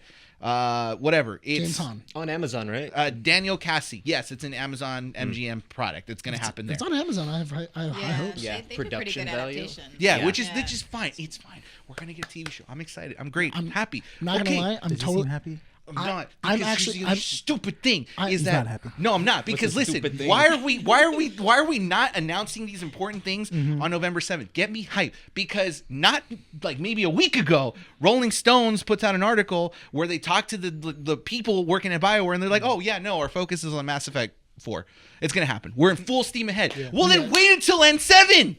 Well, I thought it was very dumb where they were just like, "Hey, so what are your plans for Dragon Age? Like, what's going to be the DLC?" And they were like, "We're not making DLC." What for this DLC? game." Yeah, they were like, "We're not making DLC for this game. We're focusing on Mass Effect We're just gonna 5. focus on Mass Effect." I was like, "Wait, hold on. So Back up. this video game has no longevity. You're No. not gonna release So then anything. why release it, dude? They, You're not they gonna- said they Makes had no a, sense. They had a 5-year longevity plan. Like a retention rate for the game was going to be 5 years. You know, people are going to be playing it nonstop for the next 5 years because what it is we're going to release. Well, now, here's nothing. Here's the funny thing. So Sarah, you made me feel older than I actually was. So here's the thing. So here's what happened. So we were talking about it before the show started, and she's like, "Yeah, like you really enjoyed Dragon Age Inquisition, right?" Well, I liked all the Dragon Age. Dragon Age is fun. Origin- I love Origins Dragon was Age. Like, Yeah. Okay. that was the first time I ever bought DLC in my life as a kid. And it was actually for had that pretty game. good DLC. It does. Yes. Like, and it felt worth. Like, I was like, oh, money, but I was like, these ones actually felt worth it. Yeah. $3.99 for a sword. Okay. And it's like The only thing I didn't Do like it. about the only thing I did not like about Inquisition, and it was the same thing I didn't like about Mass Effect 2, was the fact that the Inquisition and also Mass Effect 2 just gave you overpowered weapons and armor early on as like an early if you bought the game early, yeah. you would get these Oh. like just extremely overpowered armor. You're just like melting and you're just everyone, melting yeah. everything, and the sword just cuts through everything, and you're just like, "Oh, I'm a god!" I love feeling like that for Mass Effect 2 and 3 because Oh, Mass Effect 3 has some crazy Well, no, Mass because- Effect weapons. 3's pre-order was phenomenal Well, 'cause because in Mass Effect 3 you could play the multiplayer and the single player Yes. to better your odds at the better ending. And so the pre-order incentive was that you could basically influence the galactic war a lot easier so that your allies can come help you fight the Reapers better. So I think you got like an automatic like 2,500. Basically, and you're just like, towards okay, the this war makes the effort. game so much easier. So Yeah, you don't have to because- play multiplayer. Yeah, so you don't need to play multiplayer. The one I was talking about for Mass Effect 2 though was the Terminus armor, because it did 20% off all damage, 20% off 20% extra damage when you're shooting a gun, when you're hiding behind cover. It just gave you like that was all the of suit of these armor That's looking one? it's the black and red suit Oh, of okay. armor. Yeah. I'll show it to you later. And then it also had the what was it, the black hole gun? It was a black and red gun. Basically, you would hold it and then you would shoot it. And charge for a bit. It would charge for a bit, and it just shot a giant black hole that just sucked everything Yeah. to it. So you could shoot it over a ledge, and then it would suck all the enemies off the ledge, and then they would then spin, and then but they would all be over the ledge. So you just kind of wait, and then if they didn't die in the ball, they just fell. And it was like, well, that mission's done. Let's keep walking. So, question, because you already gave us the answer. You gave me the answer. Can you look up the Terminus armor? And show I'll look to it up me, in a bit. please. You're tensioning again. That's not the point. I want to look at What year do you think Dragon Age Inquisition came out? That came out 2015. Okay. So, no, it's 2014, right? That's the year you mentioned. Okay. When do you think Mass Effect 3 came out? Oh, 2011. 2012. 2012. Yeah, it was like 2011, 2012. I thought, I don't know why in my head, I was like, oh, this is like a game that came out in 2016. No. No. This was like post high school for me. Yeah. Yeah, the only reason I know is because right after high school is when I got Mass Effect 3. Yeah, And it was and all that my was- buddies. After high school, like a year. I had free time. I could have Yeah. played games. Now I feel old. I'm Age over is here just like a I number. graduated university when Inquisition came out. Like what the Oh my god, I- it's okay. Listen, we're experienced gamers. We can take down the Gen Alphas, all right? Yeah, no, All they know how to play is Fortnite. They don't know about building classes and reading lore. Just and worry all- about what skin they want. Exactly. Yeah. Oh, have it's you a seen- $5 wait, Batman skin on have Fortnite. you seen that? Have you seen that TikTok of there was a streamer and she was playing The Lion King on SNES? No. Cool. She's playing The Lion King on SNES and she starts the game and then she's going through it. She gets to like I think the third level. She gets like the third level, that and then one. she gets to the third level, she dies, and then it just goes game over, and you hear her go, "What do you mean game over? What do you mean game over?" And then all of a sudden, it starts the game all over again, and Yeah. she's like, "Wait, what happened? What happened?" And then it starts all the way, Yeah, and from then the she's beginning. like, yeah. where was my checkpoint? No checkpoint. Checkpoint. Those Yeah. didn't exist. It didn't exist. Yep. And You needed a code. You needed to pause, get the code, and then you would go back to that level. She with got all your so progress. angry that she just stopped streaming. She So- was just like, no. So, as someone that great. played Dragon Age, did Dragon Age have lore things in there that you can read and Yep. stuff? All Okay. the codex It always, entries. yeah. Yeah. same Oh, thing- they were. Love Wait, it. were they called? Was it called the Codex as well? I Yes. think so. At least Oh. in Inquisition, but I'm pretty sure in all the games it was It codex. 100%. If you played one BioWare game, you Yeah. played them all. They're Well, all like the same. The amount of hours I would spend reading the Codex in Mass Effect 2 and 3 is how I really started to get into like the actual science behind it, because the Mass Effect was an actual thing. It's a Mass Effect field, yeah. Exactly. It's like, oh, you can make an object have negative density, and that's how they're able to travel in space. I'm like, what? I'm a sucker for those things. But Like, it- yeah. Horizon Zero Dawn, I spent all the time trying to find every Well, single. it's yeah. Please, all Give the me the lore. give it to world. me. Well, it was interesting too because in Mass Effect they were just like, we don't know how it was created, but we're able to recreate it. Like we don't know who discovered it, where it was just here. Like that's what we know. It was here, and then later on in the games it explains who created these things and why they're here. Yeah. and that they're basically just ticking The time mass bombs. relays. Yeah, that they're just basically time bombs just waiting to happen. Well, we didn't know that until the end of 3. Yeah.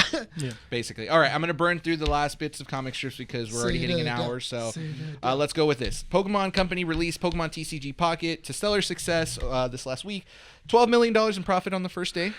$30 million downloads in less than a week. Yes. Game's burning out. They need something new or to make it more enticing for people that are not whales, because there's absolutely no way I'm dropping $10 every week for that game. The thing is that so apparently in order for you to actually finish the Pokedex, like the cards, they said it would take 2 years. Yeah. In order for you to get every single card, it would take you 2 years to do it. Ridiculous. Yeah, so that means that No one. No, but No. that's the thing though, is that that's not saying, oh, we're gonna add more cards to the thing. So that means that there's a possibility you could never get a card, because once you know the things get up, your odds go way down on you collecting a specific card. Not only that, but also you've collected too many of said card. So I could open 4 packs and get the same cards over and over and over and over. July 2024 was the day Nick introduced me to Marvel Snap. Now I dedicate on a daily basis hours of 12 to 3 a.m. Marvel Snap. Oh, yeah. Oh, 100%. 3 a.m.? I know it's Oh, 3 yeah. a.m. because then it's me and him. No, because you've seen my numbers rise, and I'm like, can you just like relax? I just want to be top 3, and you're like, nope, I gotta go first. And I'm like, all right, fine, have it, dude. No, It's fine. I did that one time where I was going to bed and then I turned on Marvel Snap as I was going to sleep, and I saw and I looked, I played a game, and then I went back to the Alliance to see how much more of my thing I needed, and I noticed his numbers went up, and I was like, you cheeky little bastard. And then I was like, I'm gonna play one more, and then I kept playing, and then I kept seeing his numbers rise, and I'm like, oh. He doesn't like to lose. I swear to God, I didn't stop until I saw his numbers didn't rise for 20 minutes. Like, I do go to bed. Oh, I that was swear. okay. So there was I swear I didn't. there I was a didn't see bit. him, and I was like, oh. So short story before I move on to the next topic. It was But 3. basically, it was 3 a.m. I kept seeing Nick's numbers rise. So you have an alliance score that you can try to compete on. Nick was like at 6,000 that night. He logged on. It was like 7,000. He was only like 1,000 points away. Usually bounties are like 200 to 300 depending on like your missions that you have to do. Nick got to a point where he was like 1,000 away, and I had good bounties, so I kept going up to distance myself up to 2,000. Basically every 20 minutes he would get like maybe a score of 200 or 300 that would keep getting him closer. So I'm like, you know what? I think what he's trying to do is bank on a bounty so that he can just click it when I'm not paying attention. Yeah. So I started not doing bounties up to 3 a.m. and I saw him stop for a solid hour. I'm like, okay. So I started doing it again. By the time he woke up in the morning, he didn't do it. I think I had beaten you that week by like 2,500 points. It was a good margin because it was the first time I broke 10,000. Yeah. Yeah. Why did I not play? It was like 330. No, there was a You week. also had a That's not gonna meeting. stop him. That's not gonna stop him. No, I was dead tired. No, I no, only no, had no, like no. 2 hours of sleep that No, night. no, no. The one where I had a meeting. Seriously.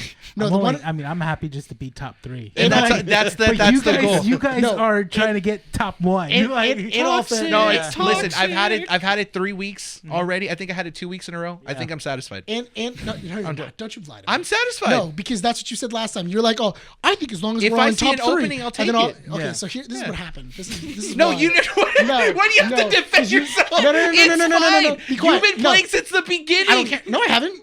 I've only been playing for like 6 months.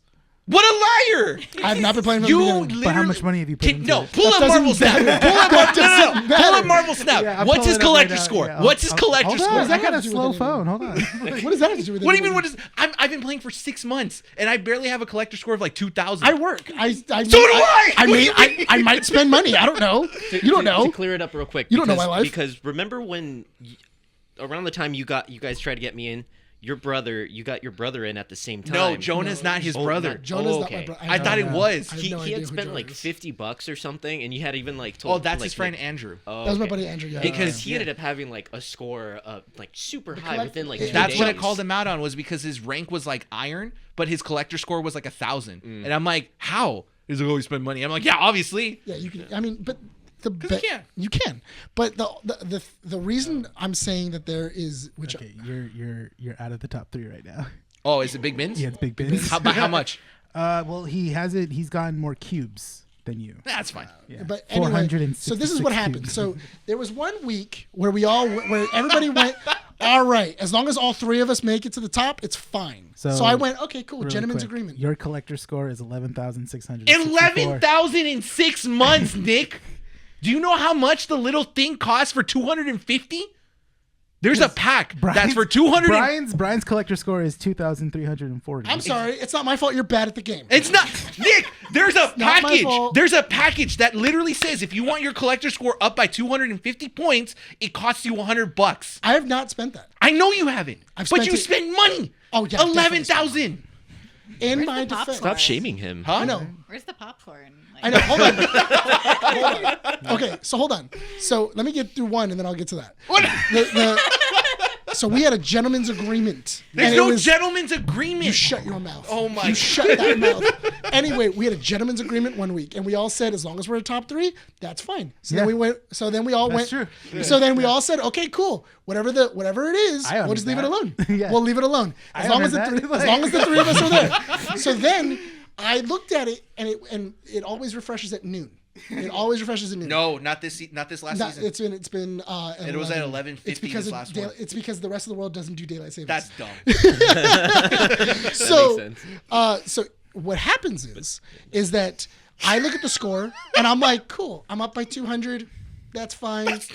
I'm gonna leave it alone. Oh, no. I'm talking about that one week that we had a gentleman's agreement. And then I go, cool, I'm up by 200. I'm in first. Brian's in second. Renee's in third. Yeah. We all said as long as we're on the top, we're I not was gonna happy. keep adding Yeah. everything else. I still got. I had a cleans. meeting. So I had a meeting, so I couldn't look at my phone because we've already been yelled at because a lot of us are on our phones during meetings. So then I went, okay, cool. I'm not going to look at it. The meeting went long and it was past 12 o'clock. And then I went, I'm going to go redeem my things. I then look, Brian was then up by 100 points. 200. Oh, I like how you know it. So anyway, and then he then messaged the group and goes, "Good job, everybody, for being top 3." And I went, "You shut that whore mouth." We had a gentleman's agreement. And he was like, "I don't know about a gentleman's agreement. Yeah. What gentleman's agreement?" Yeah. But you know why I shared it? Because it was the first time you actually devoted to be top 3. Because the previous weeks before alliances were there, it was me, Nick, and Mental. Yeah. It was us, and that was the first week. And I'm like, oh, Rene actually took top 3. It's a solid Nerds Alliance top 3. That's great. But then you had to make it about like, no, I want it first. And here's the thing. Yeah, exactly. Because Rene will get first by like 500 points. Yeah. And then Nick is like, Nope. what You'd did be like, nope. What did you say last week? No, because I told him. Did you see it this week where I jumped by 1,000? So then I In told him. like a second? So then I said Terrible. last week. The thing is that we're not playing against Nick. We're playing against Nick's ADHD. Exactly. That's the thing. Like, yeah, that's what we're competing against. Exactly. That's the thing. not I'm my good. fault. I'm good. I think I had my 2-week run. I'm fine and perfectly good. I'm still here. I'm not number one in it. Yeah, it's I'm fine with it. Yeah, I'm but- good. I'm good. You say that every single time, and then all of a sudden you see an opening, and then you're like, "Oh, It's not my fault that you don't like not being number one. That then- sounds like a personal problem. if you know that I don't like it, What am I then don't supposed do to it. do? Just Don't do allow it. you to just be first? Yes. If there's an Yeah. opening, no, I'm gonna take it. We do a lot of concessions for you. You can do a concession for me. What? Just saying. We do concessions for you. The things that you don't like, you can do a concession That's for a me. lie. We do it anyways. I was like, don't do that. I was trying to win an argument. No, and I no, can't. no. You pulled the same crap when we talked about anime. You called him out on his stuff. So Yeah, there you go. Hey, wait. Equality, man. Hey, this is like a presidential debate. No fact checking. There's no fact checking here. All right, you said we weren't going to fact check. All right, We can have a gentleman's agreement on that. this is a presidential debate right now. All right, we don't fact check. We my just say whatever God. we want. All right, place your bets. How many times did Junior pause the show because he was dying of laughter? He just did it right now. Add one more to the counter. All right, so last bit of news. We do want to move on, talk Yes. about Glitch and everything. So I'm going to combine these two. Directors are having feuds. Yeah. I don't know why, but this week it was just like everyone was like, I got an opinion on this and that, whatever. Ridley Scott comments on the usage of AI, basically saying that he's going to start embracing it. Yeah. This was in an article at New York Times, basically saying that he wants to use it for animation and says you can have things done in a week what would have taken 10 guys 10 weeks to do. Here's the thing. Watching your hero die sucks. I love Ridley Scott. I thought he was one of my top 3 directors. Loved Alien, loved Black Hawk Down. You're stupid. How much AI do you think is in Gladiator 2? None. Oh, God. None. I don't think anything. Scenery Okay, is good. probably like No, exterior shots. because if he has that opinion, he's used it. He probably hasn't used it to the extent he wants to use it. No, but I think he's used it because he's making concessions and he's saying this like he's used it. Like not for anything with like actors He's or anything like advocating for that. it. Yeah, because that's He's wrong. already starting to advocate for it. So that means that he's used it somewhere. He's experimented. I don't know with why. it, at Maybe least. he It's uses just- it when someone's telling a story. Bro, Like if someone's telling a story and there's like a sequence. That's going through. I Yeah. can see him having a script and then putting it into AI and then just letting them do the animation for it. I don't know why he can't just shut up. Just shut up, dude. Like I used to love him, and now I'm just like you've had so many bad takes. I thought you were going to talk about what was it? Because isn't Ridley Scott and him and Tarantino having a feud? No, that's Dennis Villeneuve. Dennis Villeneuve and Quentin Tarantino, which is the last piece, and this is great Oh, drama. so This is okay. popcorn drama. This is like Bachelorette status right here. Dennis Villeneuve and Quentin Tarantino are in the news for comments made about each other's films. Quentin Tarantino starts by saying he would never watch the Dune movies that Dennis worked on because he's already seen the 80s version. So why would he bother? I don't need to see Spice Worms. I don't need to see that story again. There's no point in him rewatching this if it's already been done. because he doesn't like remakes. Dennis replies, I don't care if he hasn't seen my movies. I don't like this idea of recycling and bringing back old ideas. But where I do disagree is that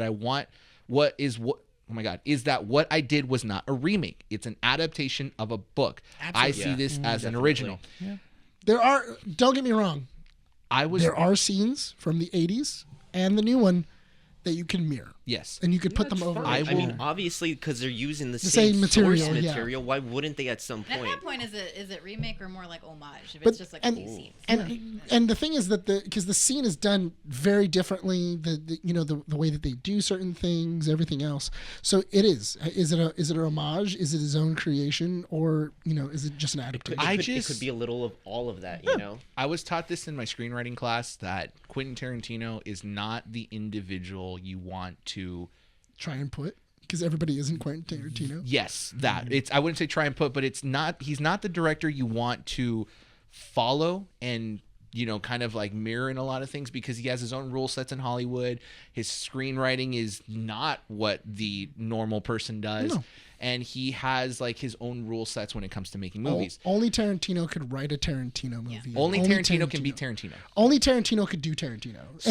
But also that's what makes him one of the best directors in Hollywood. He also had this opinion on Joker 2 where he's Oh yeah. Let's go I saw ahead. that, Let's Tarantino, hang yeah. on, hang on, Nick. saw Go that. ahead and start reeling back. Reel that comment back. Reel that comment back. So he said, it's Joker a very 2. it's a very dumb comment. It's I can't even just defend it. reel your comment back for a second. Go ahead. dumb. So he said that Joker 2 is one of the better movies to come out this year. Have you seen Joker 2? Okay, don't watch it. Who said this again? This was Quentin Hold on. Tarantino, who said that basically the audience was not ready for this movie. One, because it's kind of like a Big middle finger. Yeah. to basically. the To the Hollywood comic executives, book, into comic books, and that That's why he likes over it. time, Probably. people will learn to love this film. It's not going to be a cult classic. It's not. It's not. I can't see it. There's nothing, in my opinion, that is cult classic worthy. I think that After seeing comment it, I was deserves like, to no. write off one of Quentin Tarantino's movies. Which movies do we write off? I wouldn't Jackie write Brown. off any of them. Oh, Jackie Brown. Yeah. Jackie Just a Brown. weaker one. Yeah. Okay. Jackie Brown No, is- let's hit him. Jackie Brown. Let's hit him where it hurts. Jackie Brown would definitely. Hateful Eight. No, The movie's not no. good. That's The movie's no. great, but you know what? Or That's Reservoir Channing Dogs. Tatum. No, That was a Sure, great yeah. surprise. No, I Which forgot one? he was in Hateful Eight. That's in all fairness, if you were to get like all 9 of his movies and put them all right next to each other, and you got to put a bullet in one, Jackie, like you got, like Execution. one. yeah. Negan style. No. One of them needs to be Chris Tucker and get in the trunk. Jackie Brown's that movie. Okay, but if we all know that's the weakest link. Pick one that matters. Huh? Pick one that matters. Oh, Send a message. to send a message. Oh, Once dude, upon a time in Once Upon- Hollywood. I was about to say that I feel like that would be that- the biggest. you know That's what? too new. No, you know No, what? no, No, but you like said that to movie send so a much. message. No, What's you know, the message of that movie? in all too? fairness, that movie is the one movie where I remember my brother literally going, he's just jerking himself off. Yeah. That's what he's doing in this movie. He's just, time. we're watching a 2.5 jerk off session, and it better go somewhere. And then at the very end, he was like, that was a pretty good climax. That was a pretty good climax. All right. The build-up- the That was very build-up a little tantric. slow at Yeah. times, but it kept me engaged. It's the whole time. It's very much a giant like It's a period man. piece. It's such a I love period that. piece. Yeah, he I love loves it. that It era is. of Hollywood. Yeah, that's for like his first favorite, movie yeah. that isn't done by a Weinstein, it's definitely. Yeah, that's true. No, it's true. And with that comment, let's wrap say it up like- comic Not strips. wrong. Like it is. I'm not wrong. You're not wrong. No, you're not. It's just a funny comment. Anyways, moving on from comic strips. Sarah, Hello. hi. Let's go ahead and focus on. And that's the show. Oh my God, don't do that. I was like, what the heck? I was like mid comment too. No, because you came at it so slow. And Yeah, I was because like, it's build up anticipation, Nick. All right, we're trying to introduce Sarah and Glitch. Why? because We're gonna have a loud warning for this episode. I like to make jokes. I try not to get riled up, dude. And then Nick does this to me. But that's You're what like the a people like. Pomeranian. But it's fine. You know That's what? what the Nick, the people way like, I see man. it, Getting they you ready. do. But you are getting me ready because if I'm not getting yelling you at ready you, I'm for not it. going to be yelling at my future daughter. Oh, by the way, yeah, gender reveal. That's a good little daughter. drop right there. It's like- Yeah. Oh man, I can't wait. It's gonna be so great. For what? Stop you. No, Super fun. Sarah, welcome. Welcome. Been Hi. here the whole time.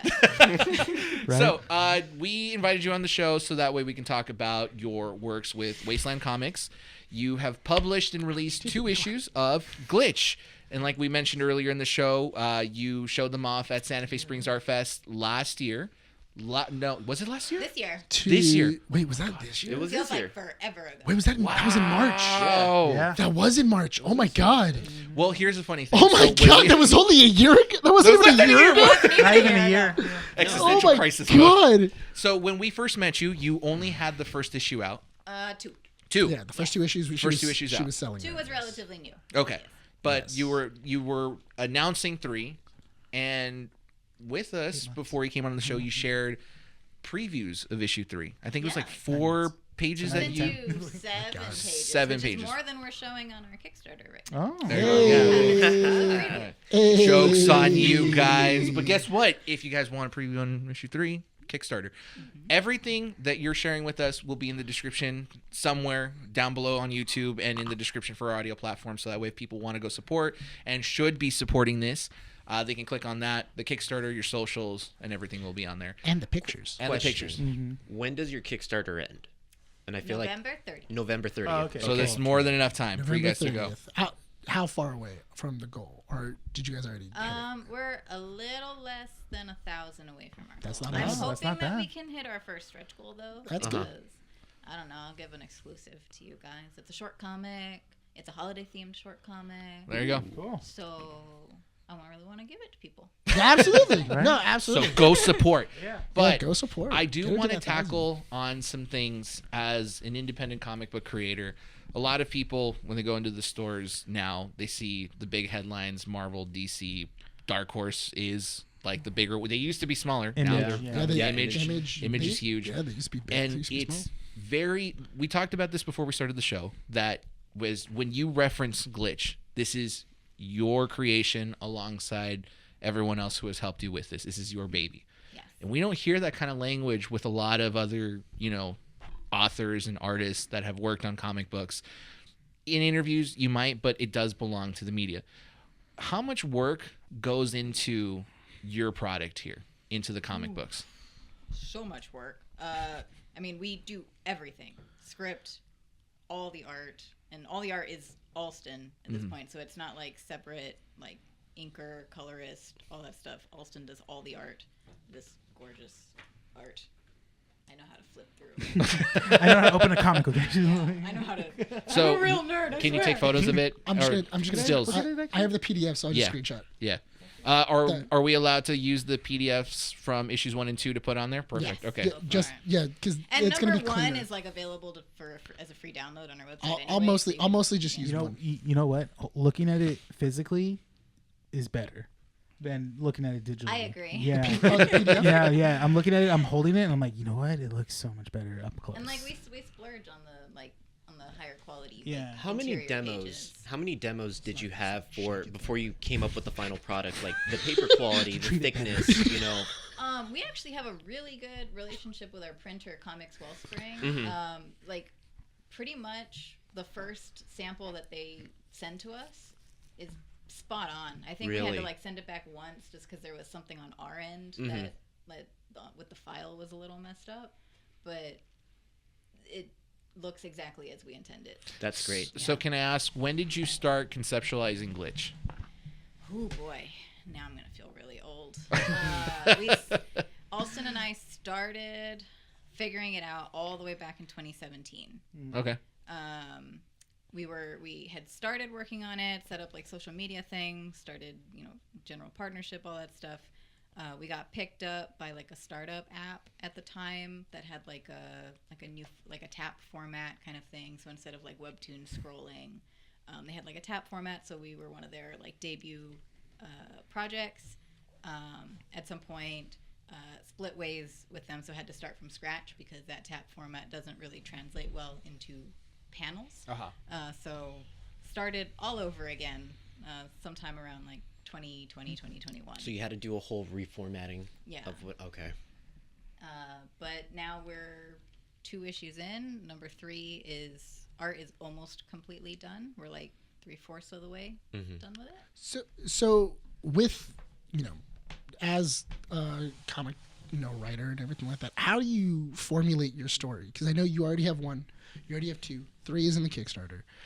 You have several down the line.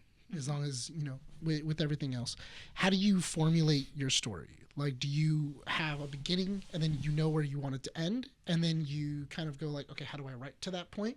Or do you kind of go, okay, I have a beginning and a middle, vague idea of where it wants to go, but we're also going to just kind of let the writing tell the story? What's your your writing method? process? Yeah, what's the method? I'm very much world and character focused. Story comes a little harder to me, so the scripting I have to focus really hard. I was okay, I have all these characters that I know everything about, and I have this world that I know everything about.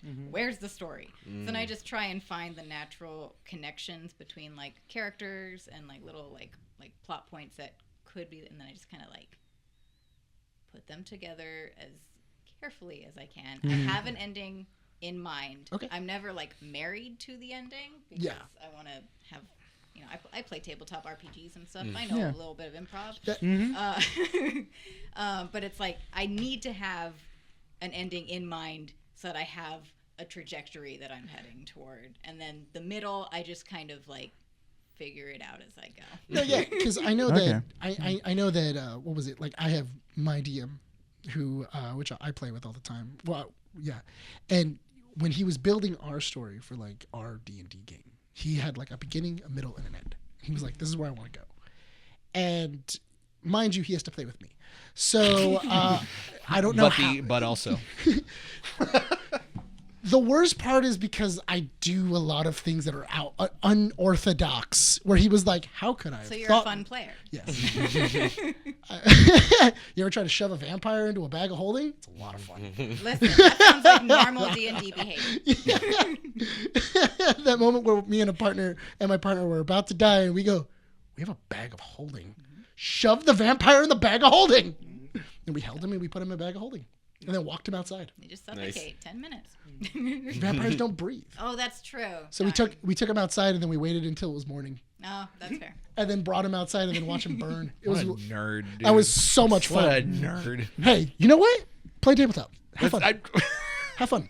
Anyway, but I know, but I know from the way that, because I've seen his writing style and everything else, and because I know that, you know, doing a lot of like D&D, tabletop, everything like that, it takes that writing aspect. You have to know your world. Which, full disclosure, I don't DM.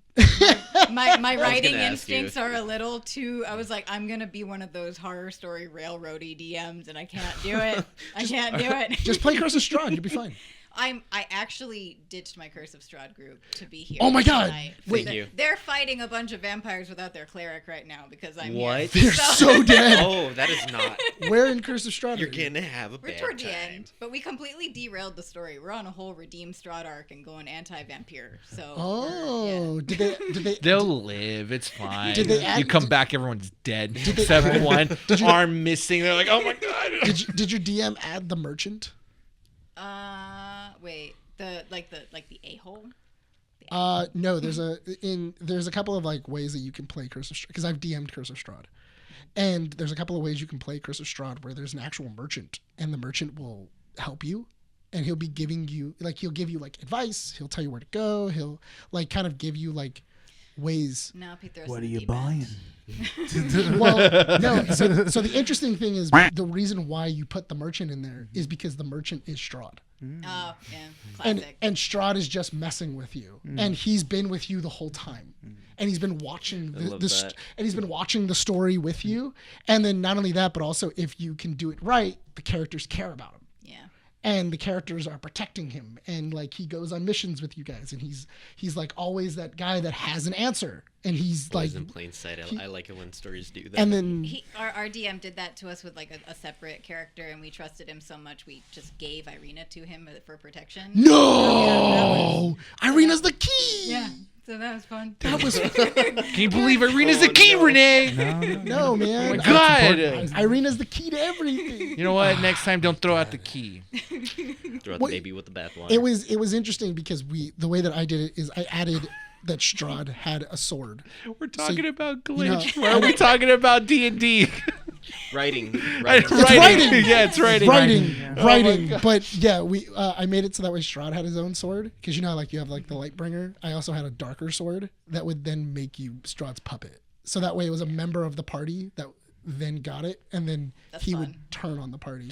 So speaking about Glitch, Glitch, right? That was what we were. So you're saying these things like, oh, I've never DM'd, I'm not much of a writer and everything, but you're the story. You write the story for these for Glitch. It's interesting because I feel like I would have thought that was your strength. The writing. I love writing. Yes, I love writing so it's much. just okay. Yes. But here, I was going to say that Glitch has a great story, and my biggest kind of like, oh, this is like the thing that, you know, is noticeable. I always love it when a comic book ends with a solid cliffhanger that wants to keep you invested into the next issue. You give enough information in the story every single time we pick up the book, but you end it with like, okay, well, what's this next answer that you're holding from us? And you don't just give us like 3 different cliffhangers. You give us one solid one that we look forward into the next one. So issue 2, no spoiler because I'm not going to say what happened, but it ends in a way where we know what the next path is going to be. Mm-hmm.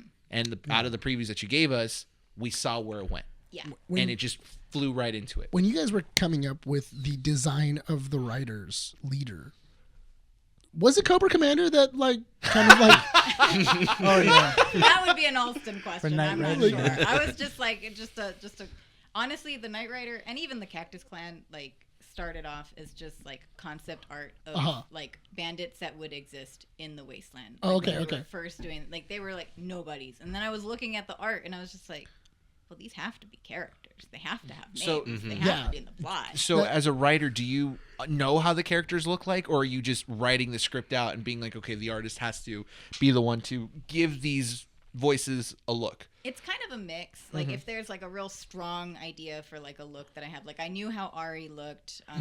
Like when I wrote the initial Glitch, actually started off as like a short animated script idea that I was doing for like a portfolio back when I was applying to be a writer with Gearbox for the Borderlands games. Oh, you know. Okay. Whoa. Now I that didn't get makes it, sense. but, No, you know, yeah. But that's where that's like kind of where Ari started and where Jaws the Rock Eater and Boom started, and like the idea of the swarm that's kind of teased in here. That's kind of like what that whole thing was. The Cactus Clan, the Knight Rider, none of that.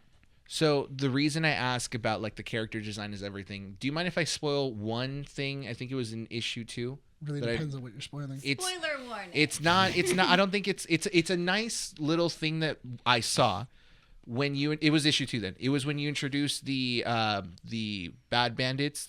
What's his name? Jaws the Rock Eater. Jaws the Rock Eater. Okay, so the guy that has the metal jaw. Yeah. So there was interactions between him and the Cactus Clan chief, right? Blaine. And there was a panel where there was no dialogue, but you saw him adjust his belt, and in the belt was a cactus.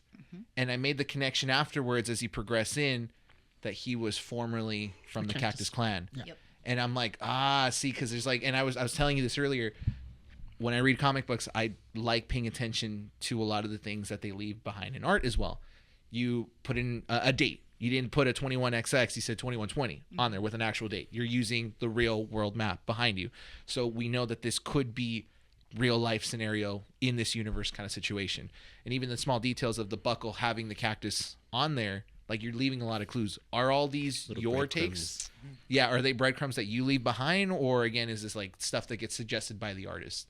There is like a mix and everything. I have a very kind of like detailed like world document kind of thing that gives room for Alston to play with and everything. And sometimes like we have like co-creator credits on here, so like we bounce off each other all the time for this. But like some of the like minutia there, like the world and everything, like that's there. I put that, and I was just like, this is an important thing to maybe tease in this issue or on this page or something. Whatever you think is the most natural way to do that in the art, please do so. But like this is something this is the breadcrumb that has to be here for like future issues and stuff. And then I kind of give them the freedom to incorporate it however works. That's cool. Yeah. That's cool. Because I don't know art stuff. No, but I'm it's not interesting visual. because when you see a lot of the interviews from, other authors that work on comic books, a lot of the times it's their work. They're the ones that are writing everything. And the artist, the inker, the colorist, they're just kind of like, not to be rude, but they kind of sound secondary a lot of the times. That's not the case with, what's his name? Scott Snyder and Greg Capullo. Yeah. They're kind of like two people that really work together well because the story and the art kind of mix. And this is kind of similar to your guys' situation as well, where the art and the story do mix well to tell further details of the story. Yeah. When you guys have worked on issue 1, did you guys plan it to be a longer issue? Because I think the PDFs were like 30-something pages, right? Yeah, we wanted issue 1 to be 28 pages, so slightly extended, because it's like we're introducing the world, and it's a lot to fit in to the 24 pages that we wanted each issue to But it's be. not messy. It's pretty well done. Yeah. Thank you. Yeah. I've heard that from a lot of people who've read it, where they're like, "Oh, you introduced the world really well and everything." I was like, "Thank you. I tried really hard. It was very hard to do that." What's interesting though is that that's not out of the norm. Like especially seeing as your inspiration was manga and everything else, because I mean a Dragon Ball like actual issue is 30. It's 30 to I think it's 30 to 40. Yeah, but the world intro doesn't take more than it takes less than half the issue. I know, Yeah. and that's Which is really good. and that's really great, and especially like the amount the distance between issue to issue, you give a lot. Yeah. Where it's like, okay, cool. Issue 1 came out. There was a lot to digest. There's a lot here. Okay, cool. Issue 2 is coming out.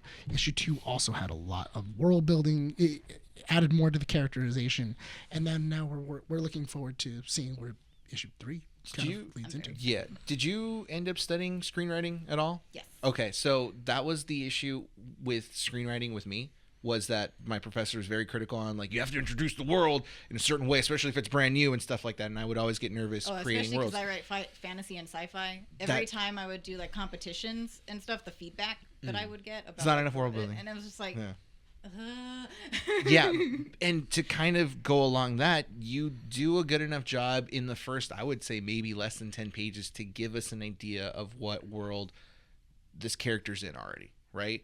And then in the first issue, you get more of an introduction of what it could have been or what it was. And without spoiling anything, it leads into this mystery that you mentioned earlier of like, okay, now you got to start thinking about certain things. It's leaving breadcrumbs. Yeah. So you guys are doing a solid job at world building, which again, from a screenwriting perspective, terrible. It's such a hard thing to do. Sarah, so hard. it's so hard. What was like your inspiration for? Sorry, let me phrase this differently. What is your favorite author in fiction that kind of like propelled you to, like, wow, this is you're reading it and it's inspiring you? Like, best way I can put it, like, my wife, she likes to write about vampires and stuff, but she loves Anne Rice, and she loves all of Anne Rice's work and how vampirism and drugs are related and how she manages to meld them so well. Yeah. Do you have any authors like that in like fiction that you just really want more from? Yeah, I'm a huge fan of Ursula Le Guin. Like, I grew up just reading her fantasy, her sci-fi, everything. I loved how evocative her writing was. I loved the magic systems she would come up with. I know this isn't a fantasy story, but like, I have fantasy ideas that will be coming out at some point. Ursula K. Le Guin? Yeah. Okay. What's she most famous for? She did like Oh, she's had works in the Earthsea 60s. and Earthsea? yeah, Oh wow. yeah. That's the first series that I had read from her back in like elementary school. I'm trying to look up her works on Wikipedia real quick because she's phenomenal. Yeah, she's had works. She was working on books since the 60s. Nice. Yeah, Left Hand of Darkness. There's another book that has a similar title. Just give me the list, Wikipedia. Why are you being so mean? Because you could have just put that in Google and I say did. list of- I did. IMDb? I don't know if they have books. A Wizard of Earthsea, The Yeah. Left Hand of Darkness, The Disposition, or Yes. The Dispossessed. I think I've heard of that one. Yeah, that's a good one. Yeah. I really liked. She had one like the word for world is forest or something, which was like an allegory for the Vietnam War. with, like, The word for the colonialism and- word. What the word? The word for the world is forest. Yes. Yeah, it's a colonialism like in like space. I wanna kind read of that one. thing. Yeah, it's really good. That That's sounds interesting. Well, I'm Yeah. using my library card again. The digital app for the library, you can actually just check out Yeah. books through there and read them on your phone. I can't read on my phone. I gotta have a hard copy. Oh, Yeah, even I even get that. yeah. It's like an attention span thing. It I is have like- a bad attention span digitally. Yeah, I will say that your issues are good reads digitally because you have a good flow of dialogue between every single panel, and it's fast paced too, which is good. But yeah, Did you also know you can get audiobooks on there too? yeah. You can get, and movies. Yeah, Christy was really getting me into, because she's been like reading a bunch of books lately right now, and I'm like, oh, because I've Support just your been local library. Absolutely. I've been buying them on Audible. That's why. Well, I didn't know that until my brother had brought it up to me because what was it? He was like, "Hey, do you know that if you have a library card, you can get free Audibles?" And I'm like, Wait, free Audibles? "They have Audibles on the app. they do. Like it has like audiobooks Oh, of like everything else. Yeah. So they already have like the audiobooks." I was thinking And- Audible, like the company Oh itself. no. But what was it? And then we were talking about it. And he goes, "Yeah, they also have TV shows on it too. Like it has movies and TV shows, and you can look up a bunch of stuff." And I go, "Man, that's a dope app. Yeah. It's really awesome." Which also go to your local library. Yeah. I feel like we I feel don't like they use don't it as advertise that really, or that would be it's more of like publicly funded. Huh? Yeah, exactly. publicly funded. And So it all- would be in the public paper, the much. public. In all fairness, news. it's a terrible app. It's It's probably clunky, but for what it is, for what it is, and the fact that it's free, it's free. Exactly. It's really good. Yeah. So Sean, you asked a great question in terms of inspiration. So let's get to know the author a little bit more. Besides any works of from literature authors, do you have any inspirations from like modern media in terms of TV shows and movies? It sounds odd to say it because he's not really known for scripts or anything, but Hayao Miyazaki is a huge inspiration for me. As a child, Hayao Miyazaki is the guy that also did what's his Totoro. Gotcha. Yeah. Yeah, like I remember watching those movies when I was a kid. I watched Princess Mononoke probably way too young. So Yeah. I remember like developing like a repressed memory of like the wolf biting off the woman's arm. It's a and, lot like, of Studio the, like, Ghibli. decapitation Do you and remember stuff seeing was, it on like- Cartoon Network back in the 90s? Yeah. Because I think that was the first time I had seen it. The first time I saw it was I had just randomly rented it at a, this tells me how old I am, at a Hollywood Video. Yeah. No, my dad did the Hollywood same Video. thing. Hollywood Video. Okay, Yeah. in all defense, for whatever anybody says about rental movie places, Hollywood Video was better than Blockbuster. Yes, it was. It was. Big It time. was. You got double the time. What was it? The discs were always cleaner. Better selection. Well, Better I still selections. have VHS. Okay, this was. This, You still I'm have old. VHS? Yeah. Well, no, at the time. Oh. That, Yeah, it was just VHS, showing how old I am. sorry. This is. But I had like done it, and I didn't even remember watching it. And then like years later, I was in like middle school, maybe like 12, 13 years old. Go to Target and I find, Princess Mononoke. Oh, it's a Hayao Miyazaki movie. Oh, one I've never seen. Awesome. And I go and I put it in. I'm watching. Don't remember any of the movie until the wolf bite thing comes up, and I'm like, That I've was seen that. this. And then you were like, "Why was I allowed to watch this?" I don't think I knew.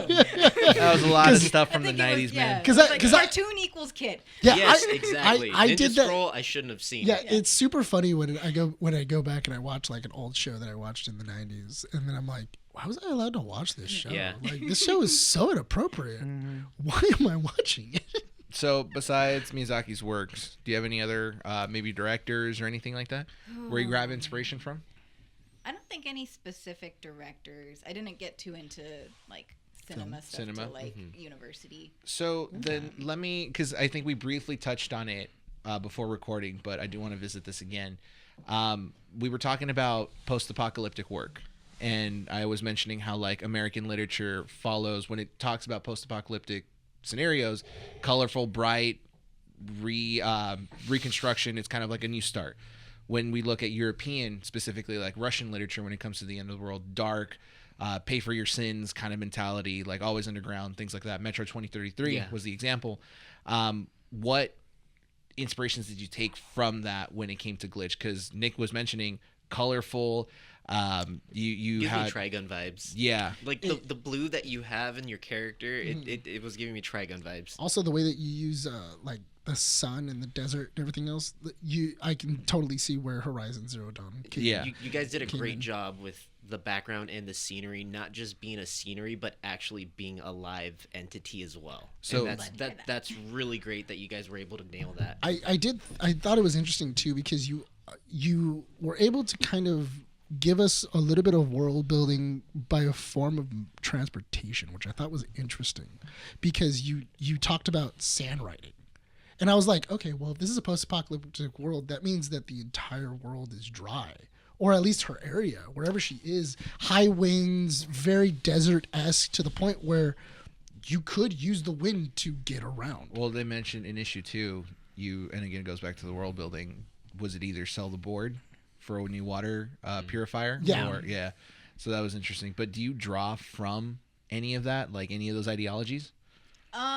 I actually draw very heavily from solar punk, which isn't directly tied to like post-apocalyptic. It's kind of like if you think like steampunk, cyberpunk. Yeah. Solar Tank punk Girl. focuses on renewable energy and has like a emphasis on like community building and a lot of like optimism. And I didn't even know it was a genre when we started working on this. We were just kind of describing it as like a post-apocalyptic, and we were saying cyberpunk because it was like the closest we could think of. It's like it's got a punky vibe. But And then somebody went, "Oh, you mean solar punk?" And then you were like, "Oh, is that what it's someone called?" had said that's a I've never thing heard of for, that like until a right now. competition for like Never heard of solar that. punk literature, and we're like, that's a thing. We're gonna go all in on this. This is so yeah. We kind of, and we liked how it combined like post-apocalyptic, usually very like dark, hopeless, grim, but then adding the solar punk to it kind of added the optimism. Yeah. So it's like, okay, we're gonna have this world. So many people died. So many things died. It's the end. It's grim, but it's colorful, and we're kind of having fun with it, and we're going to focus on community. So you just reminded me of something, and it's similar to this because I'm reading the article here that explains solar punk. It's a foil to cyberpunk in the way that it's the opposite, right? When cyberpunk deals with like advertisements and, you know, the separation of classes and stuff like that, solar punk is the opposite with renewable energy and a utopian kind of future that goes wrong. And it reminded me because I was thinking cyberpunk is altered carbon, right? Yeah. Or the cyberpunk game.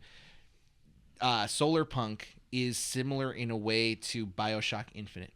Yeah. Yes. Yeah, Yep. Because BioShock Infinite is the... Which I'm a big BioShock Is that- fan, so that Glad to know there's another one amongst us. By the way, we need another BioShock game. That's just in general. No, we're done. No, just ended at Infinite. Infinite was the best we ever got. Infinite. That doesn't mean that's fine, end. we can't. I wish I had like a recording of me staring at the end credits. Oh. Of BioShock. Oh, in Oh, Infinite? yeah. Oh, that Finishing was a Have you- moment. Did you ever play Infinite? Never You played haven't- Bioshock. In all fairness, Yeah. you don't need to play any other one. Just play Yeah, Infinite. That Huh? one is pretty standalone. Like Yeah. you get more from it if you've played. Black Friday is coming up, dude. Get because they always have. I don't know what it is. The BioShock games, they're always like $3, Okay. and they're always like the remastered ones, like the HD ones. Buy them. It's so worth it. So much fun, and the storytelling is amazing. Yeah. Okay. But Especially when you have to fight that song. now that you talk about solar punk, I was like, oh, Infinite does kind of give the same vibes in terms Man, I of the cried. use of color or the use of the sun. yeah, very bright. Very bright and everything. And it's, again, Please not tell me there's cults. I need cults. in this one. I feel like There a cult- are. I feel like I need a like they're cults, right? Like we're getting like deeper cults, right? We're gonna get darker. Because We do get darker. I have it's a 6-issue like arc and everything, so I have kind of like the whole. Ooh, hi, Mike. You're fine. I have like the whole thing planned, and it is kind of one of those like I guess like tropes like in young adult fiction where as you kind of go through the story, it does kind of get darker and more mature as you like. They your become more readers. jaded throughout their journey slightly. you know what show actually did it really well with that? Young Justice. Yes. Yeah, I don't know if you've ever Yeah. seen Young Justice. I've seen a lot of clips. I need to finally watch it. It's on my- So good. the so one glad thing they brought it back Yeah, the after reason why I years. mentioned Young Justice is because in the very beginning, everything's very bright. Like everybody's like, "Woo, yeah, we get to be Optimistic, cracking heroes! jokes, like we're we're not sarcastic. sidekicks anymore. We're heroes, and we have a team. And oh wow, we're going on adventures and everything Speedy.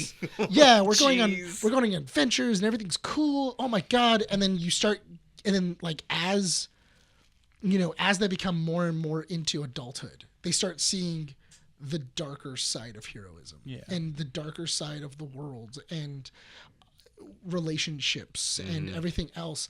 And it then transforms from a very bright and, optimistic group to a very nihilistic group. So there's where I would like make that cut Yeah. off because I don't think like Glitch wouldn't go into like the nihilism. Uh-huh. We want to keep that optimism and the brightness, Okay. but I think it's kind of where my like video game influences come in, Right. where it's more like leveling up the threats Okay. as the issues scaling go with on. you. So they get Yeah. more dangerous and more dark, and the world is kind of. I But like our it. protagonist stays like Ari and Zephyr and. The hope of there being like a happy ending is still there. Like there's not that nihilism, like oh well the world's over, And- accept it. But as I say that, the benefit of Young Justice, because they have so many characters, you can see how the team is split. There are the nihilists, and then there's still people who hope. Yeah. And then there's people that are in the middle that are just like we're just living day to day, and everything else. Yeah. So we are getting closer to the end of the issue. Yes. The last bit. Is there anything that you want to tease for Well, hold on, upcoming? I got one. Hang on, You got he one has shit? One Okay, more go for que- it. No, he has so, one more question. So you like D&D? You play D&D, and you're a writer. How did you like have you played Baldur's Gate 3?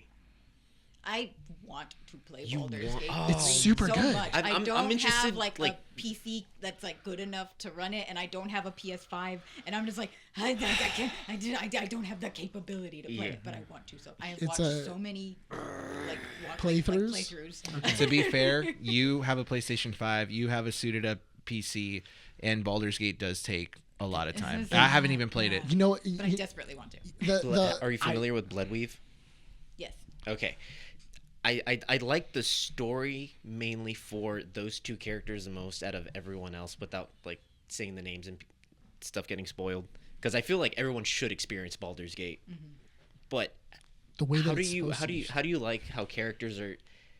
You put a lot of power into your characters and how you build them, and you want every person to have a story. How do you feel like those characters and their stories? Oh, well, you haven't even played the game. Never mind. Sorry, my brain. hold on, had the wait, thought and then- no. But she did say that she had watched a lot of playthrough. She had watched the playthrough, so she does know the story. From what you've seen from the gameplay and like clips, how do you like that the writing that they've done, that they've implemented, and like the kind of world building that you've probably seen? Like, what's your takeaway from it? What did you like, if there was anything? I really aspire to like finding that like line to walk of like every character having their story and it coming together for something cohesive. Because it's like you want your three-dimensional characters, but you don't want that three-dimensionality to get in the way of the main narrative. Right. You don't want it to feel like it's all over the place and scattered. So that's kind of like a line that I try to, because we get out of hand with characters in here, and it's like we don't have the space to like tell all the stories of all the characters that are in here. So we kind of want to like hint at a lot of these character stories, even if they're never like explored in like a wider issue or Like the anything. belt Kind buckle. of, yeah, like the belt buckle. There's a lot of backstory that we know about Jaws the Rock Eater and the Cactus Clan that will be like teased at and like implied and shown through their character interactions to create like a world that is lived in without actually going into that story. Although teasing that holiday short comic, it is about how the Cactus Clan was formed. Ooh. That's interesting. Okay. Cool. And you Which said that the turns only way to get it is if we meet the goal in the Kickstarter. Yeah, I mean, we'll be releasing it anyway, but if you It won't back come the out as Kickstarter sooner.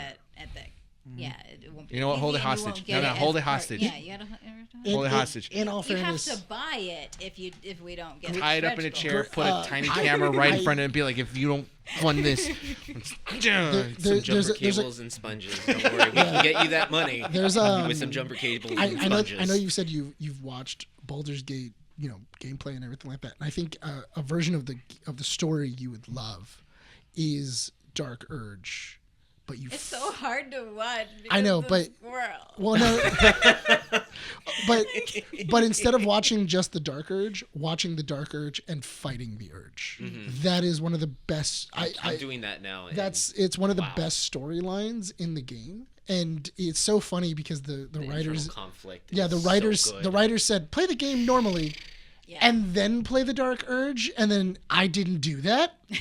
I went Dark Urge, and I was like, I'm gonna fight the Dark Urge early on, like as soon as I bought the game, and then later on when I went to go replay it, and I was like, I'm gonna be a normal character, and I'm like, this is so boring. This is so boring. Making normal never go hand in I hand. need this. But the reason why I'm saying is because you have this like humongous internal conflict of like, what do I do? How do I? What was I don't it? know who I am, but I want to just murder. Yeah, in the like name I of have this lie. urge to kill, and do I lean into it, or do I fight it, or do I do certain things? Like there's a great moment where you're given this choice of I have to kill somebody I love, or and like go further in, and you have this option of do you do it, or do you tell them? And I love that internal conflict of like, what about if they judge me? Like, and it's like, do I wake them up and do I tell them? Do I do this?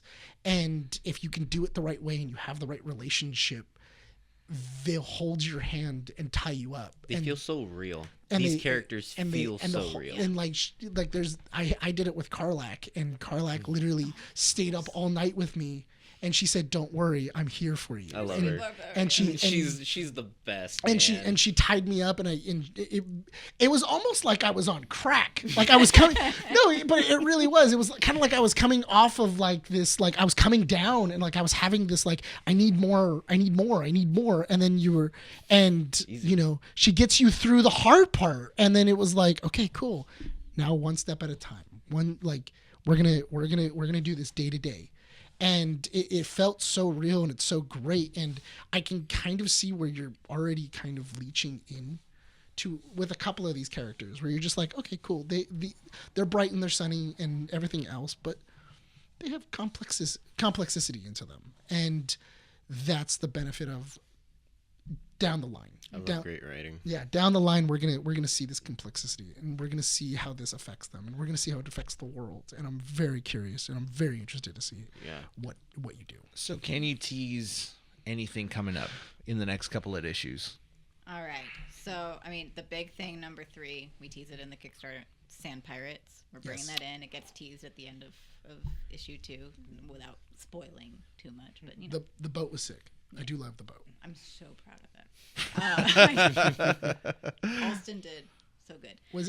Is it inspired more like Viking or more pirate? More pirate, yeah. Okay. Like pirate naval kind of thing. And then Alston has a lot of influence from like Treasure Planet. Cool. For like that, especially with the sand surfers. That's the solar That's really panels. cool. on it. Yeah.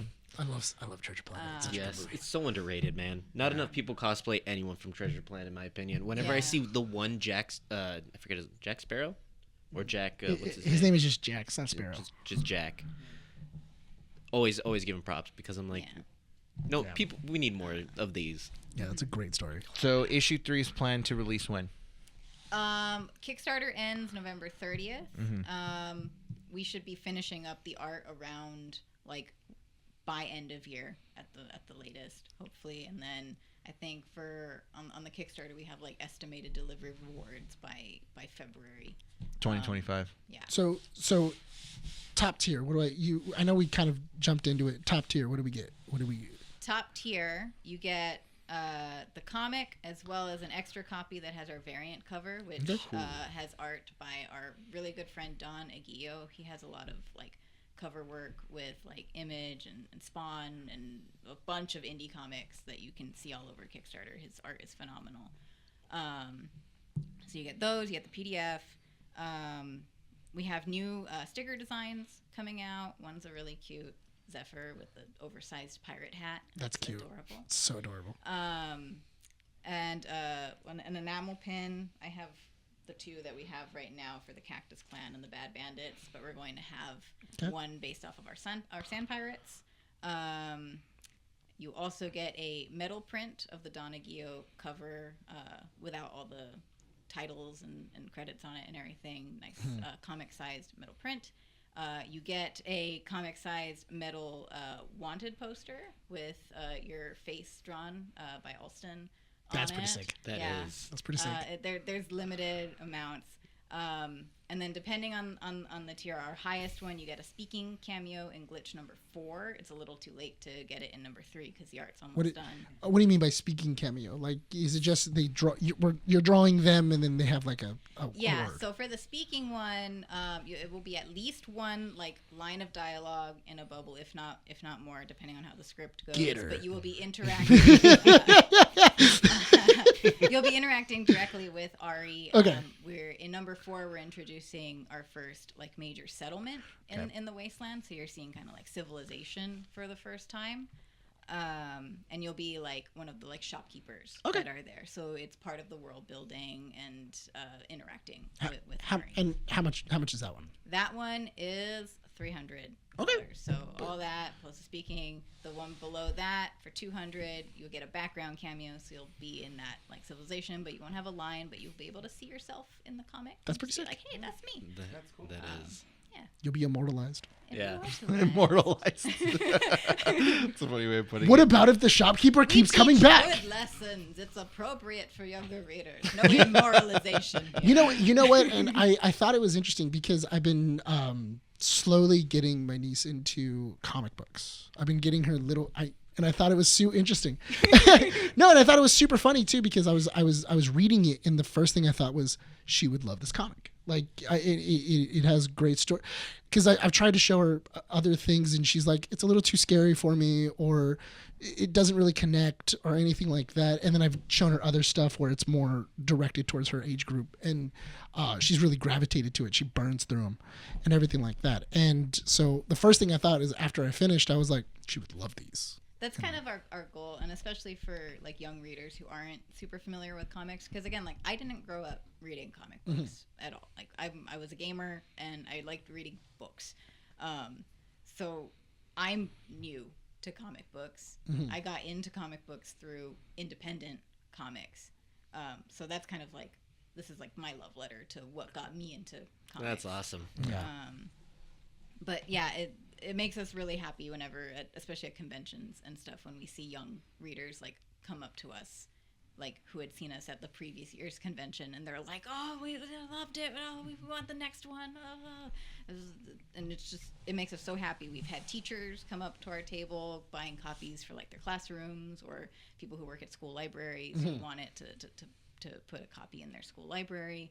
And we're like, that's what we're in it. Like, we want it to be enjoyable for a wide range of ages, but the young readers make us really happy. Yeah, and I think it is perfect as a starter comic. Of like, if I wanted to get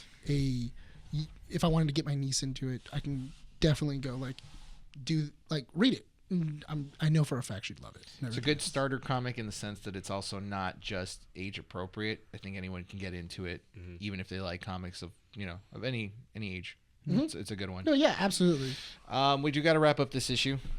So is there any thing you want to plug in? Socials, websites, things that people can find you on to support Glitch? Easiest is wastelandcomics.com. That's our hub, our website. You can buy PDFs of the comic. We have redirects to our Kickstarter campaign, again going on till November 30th. Okay. Please back it. I would like it to be funded. That would be very only nice. 1,000 away as of right now. Yeah, as of recording That's this. not bad. Hopefully that's way off by the time this airs. Yeah. Hopefully. So hopefully. But yeah, wastelandcomics.com. You can do wastelandcomics.com/pages/Kickstarter, and that'll take you directly to the Kickstarter. I found out how to do a redirect because the Kickstarter link is so long. Yeah. What's the minimum? What's like the lowest tier? Like the lowest tier, $3 for just the PDF. That's not bad. And any of the digital rewards that we unlock. So if like we do get that short comic, you're paying $3 for one of these and a short comic in PDF form. That's worth it. That's totally worth the $3. Definitely. Yeah. So Absolutely. Yeah. That's a comic. Yeah, it is a comic. Yeah. Great for international backers and people who just don't have shelf space or don't have cash, because I know things are tough. And True. you can get $10 for the physical comic. I do know, like, I know Bryan, he needs the physical. I was motioning to him because I'm so used to reading manga online that, like, I don't know, scrolling, like, when I was scrolling through it, I was like, oh, I'm burning through this. No, that's why I burn through digital stuff so quickly that I don't feel like I get to enjoy it. That's why you had the color, you had the dialogue, you had everything to make my mind work and read it in digital. So it works both ways for someone like me that actually needs the physical. The problem I have with physical comic books, though, I feel like I'm trying to be too delicate because I'm a very rough person. One of our favorite interactions with them at a convention was they bought a copy of the comic. We were like, "Oh, would you like it bagged and boarded?" And he's like, "No, this is going to be destroyed." Like, I was like, "Yes, please use it lovingly. Yes, just like." Well born. That's what it's for. You can find it in the bucket in the restroom where we have all the magazines. Maybe a page is missing, maybe not. The page is missing again. Why is it sticky? Oh God. Oh God. But no, we're hitting the 2-hour mark at this point. We're Always. at 2:05, and I don't want Nick. I mean, Nick's gonna edit it, so yeah. So, but everything will be in the description, guys, for you guys to follow. Please go back it up, like Nick said. It's only 1,000 away from meeting its goal. 47 backers, 22 days to go as of release. I think it's going to be 17. Like a couple more than I'm last just time. saying. That's nice. Yeah, Right now we have 263 of subscribers. If all of you guys 246. 246. Sorry. If all of you give $3, That's You're a lot already- of $3. Yeah. They're already at $700. So what we're gonna That's do math. is It's already on 700. Wednesday at 5 p.m. there's going to be a live stream of the holiday issue, okay? And it's going to be recorded on a 1990s camcorder, right? And Sean will be in the background with the two things Why a 90s attached to a camcorder? battery. I'm We so gotta do down to the go to vibe. like a secondhand store and just get one of those big Sony like camcorders. Yeah, there you go. Where do you think you could find one of those? Goodwill. Where? Goodwill the Tech. same place in East LA where I got No, like, my that's a VCR poor- and, like, And if you don't donate $3 In all- right now, in all fairness, I Sean know will where- clamp one of those I know onto where. the holiday comic issue. We'll also take more than $3, but you Right, know, if you yes. I actually do Please. know where you can get one now that I'm thinking about it. I know. Sarah, now that you I know said where- that, we're increasing the play. $6 or the comic gets it. No, the comic gets it. Are we gonna hold it hostage? Sean is. I'm not. God, I'm gonna do that. Jeez. You know what? Just because you're not, I'll do it, but for 10. But But Sarah, thank you so much for joining us here. We really for do having appreciate. me. Yeah, we Yeah. appreciate the Thank support, and we hope that we're throwing the love back your way with everything here. And we cannot wait for the next 3 issues of this. Hopefully, we can I'm gonna sink my teeth keep into the rest. getting them. I know we and- can't wait. Yeah, because I want to see how it ends. That's very good. Yeah. Very good. I want to see if Nick's right about the last thing he said, and we're not going to repeat it because What did I say? no, don't worry about it. He said something I was like that. Sarah was just like, no. It's not my fault. I have Shut your autism. mouth. Leave me alone. You leave me All alone. right, you know what? One of the clamps is going to the comic, the other one's going to Nick. It's not my fault. I have Except autism. we're gonna plunge your feet in the pool water, all right? That way. So he can't watch movies with me. No. I guess the ending. Is that right? God, Chrissy has that thing with me too. I just keep my mouth shut now because the slightest, most outlandish thing that I can think of is probably Gonna the happen. ending is gonna happen. I'm like, you know what? I'm ruining the movie for myself now. Yeah. So I can hear my. I'm While getting quiet. I do the last bit of intro or talk about, yes, perfect. So have the script ready. It's the second highlighted part. You're going to close this out as well. But guys, you guys can find all of Sarah's links in the descriptions below on YouTube somewhere if you guys are on audio platforms. For us, you guys can find us on keepingupwiththenerd.com. Find us on our socials, Instagram. They're not. That's not going to be anywhere. I Nick's know. not doing They're not. that. Yeah, I know Nick's not he's going to do that. I'm yeah. gonna let you know right now. But at least he has a template. No, the He does No, work but on you the know, editing you know what? process, Now that you're man. doing this, Nick is going to be Right on here. this camera. It's so funny because it depends on who's talking. That's where the camera is. He was talking and you were doing this. It's going to go to you, and that's fine because Nick's getting screen time. But find us on keepingupwiththenerd.com for all our social. Oh, no. keepingupwiththenerd.com for our website, socials, Instagram, Facebook, and x.com. Check out our YouTube channel, youtube.com/keepingupwiththenerds if you guys want to see the audio version of this. And this one was pretty animated because, you know, Marvel Snap. But shut your mouth. And and follow us on our audio platforms, Spotify, Apple Podcasts, and Podbean. Sarah, are you ready to wrap the show up? Yes, this has been Keeping Up with the Nerds, issue number 222. 222. 222. Yeah. I don't think I said that in the It's beginning. fine. You know what? My name is Sarah Landuar, Rene. I'm Sean. Nicholas Valero. This is Bryan Quevedo. signing off from Undercity Comics. We'll see you all next time. Bye. I like this last name thing. No.